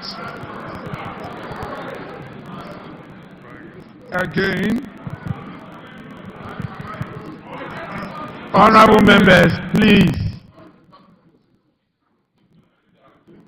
The President again came to this house with a familiar story, the usual lamentations. He packaged it in a language as though we have a new beginning. Mr. Speaker, if the President has any concerns, his duty is to fix it.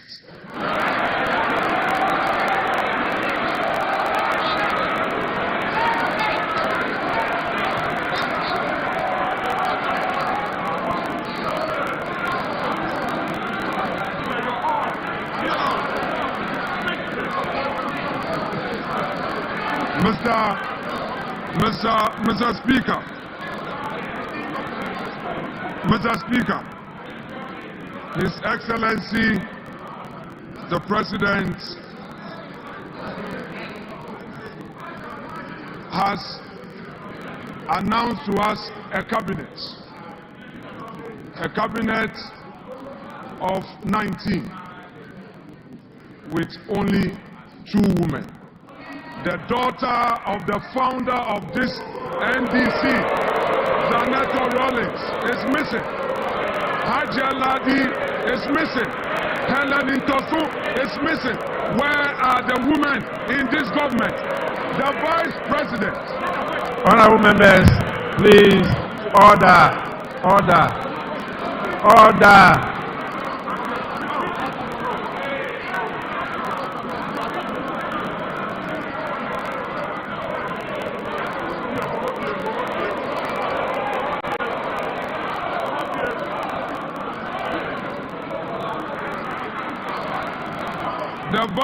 The Vice President is part of the government, and we are seeing only 2 women in cabinet, and the Vice President is sitting there. In percentage terms, we have only 10% of women in cabinet. Mr. Speaker, the President again, as part of his lamentations, is telling the nation that through some arrangements, they have been able to do two things: pay domestic bonds that matured, and then also they have successfully done some financial engineering to pay some energy sector debts to keep our lights on. My question is, Mr. Speaker, has the President any budgets? This is the budget he inherited, the revenues he inherited that he has used for this purpose. The same government is condemning. Speaker, he has today told us that we have 2.2 million Ghanaians unemployed. But what he has forgotten, that in his administration, in less than 100 days, all we know is sack them, sack them, sack them, dismiss her, dismiss her, dismiss her. Mr. Speaker, on the streets of Accra today, the youth of the country are saying that Mahama Baku termination bebre. Mr. Speaker, we are happy to hear from the President that he is going to launch the Nkukon Kitinkiti. We are happy to hear this, but we are curious because only yesterday we heard of a confirm. Mr. Speaker, the President talked about the school feeding program, and in his submission on the school feeding program and the status of it, he said that they are now feeding the children well. What he didn't say was that at the time he assumed office, the previous government had paid every single one of the caterers. What he failed to tell Ghanaians was that President John Agyekum Kufuor, who is seated in this chamber, was the one who initiated the school feeding program. He did not acknowledge it.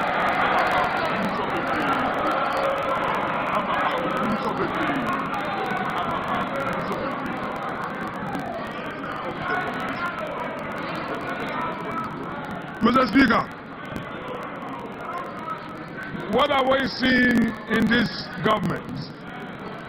The same old stock. The same old stock. There is nothing new. There is nothing like transformation. Only yesterday, Mr. Speaker, the youth of the NDC besieged the headquarters of the NDC demanding for jobs. Where are the jobs? Mr. Speaker, today we are seeing the 184 or so filling this chamber, the 183, plus the independent MPs who have caucused with the NDC. Today this house is full, but Mr. Speaker, Mr. President must know that the majority is frustrated. They don't come to the chamber because there are no jobs for them. Mr. Speaker,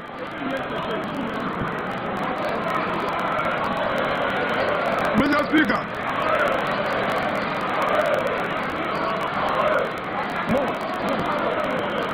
we have patience. Honorable members, please. Honorable members,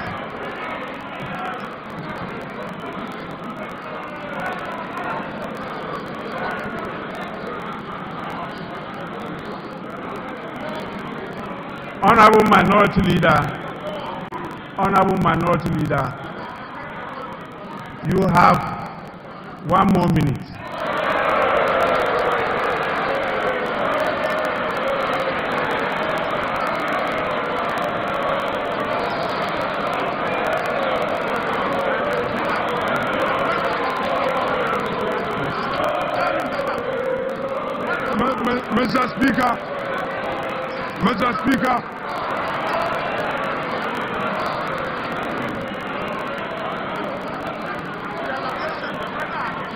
Mr. Speaker, when Akufo-Addo was here on his last sonar, Akufo-Addo had patience for Emmanuel Ama Kofi-Boa to speak.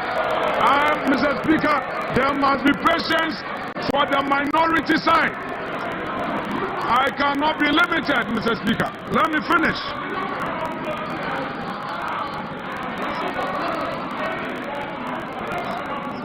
Mr. Speaker,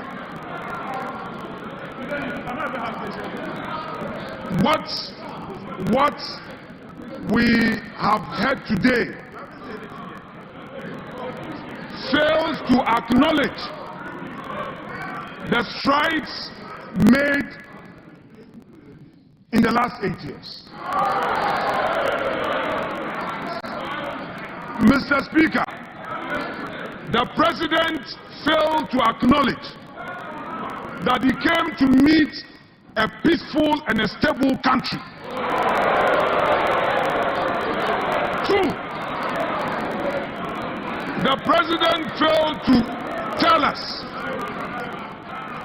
that he came to meet a public and civil service that the government, in spite of all challenges, was able to pay consistently. Mr. Speaker, the President failed to tell us that in spite of all the crisis, consistently, the Akufo-Addo government was able to increase wages. And the minimum we did was 11% as compared to his 10%. Honorable Minority Leader, Mr. Speaker, to conclude. Your time is Mr. up. Speaker, to conclude. Honorable members, my attention has been drawn to the presence of more distinguished members, and I want to draw your attention to them.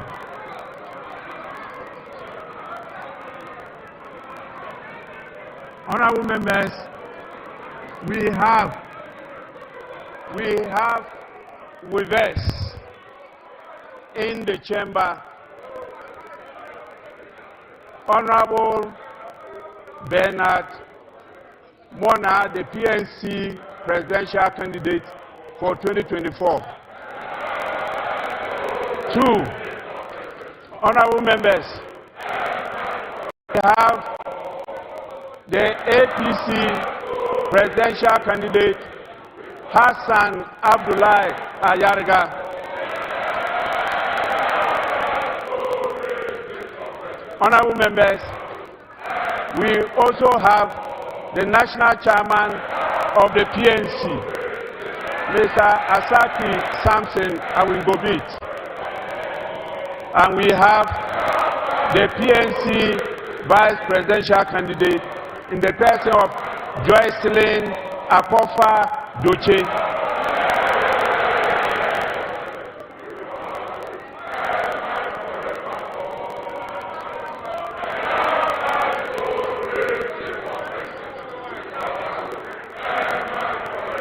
Honorable members, I now put the question.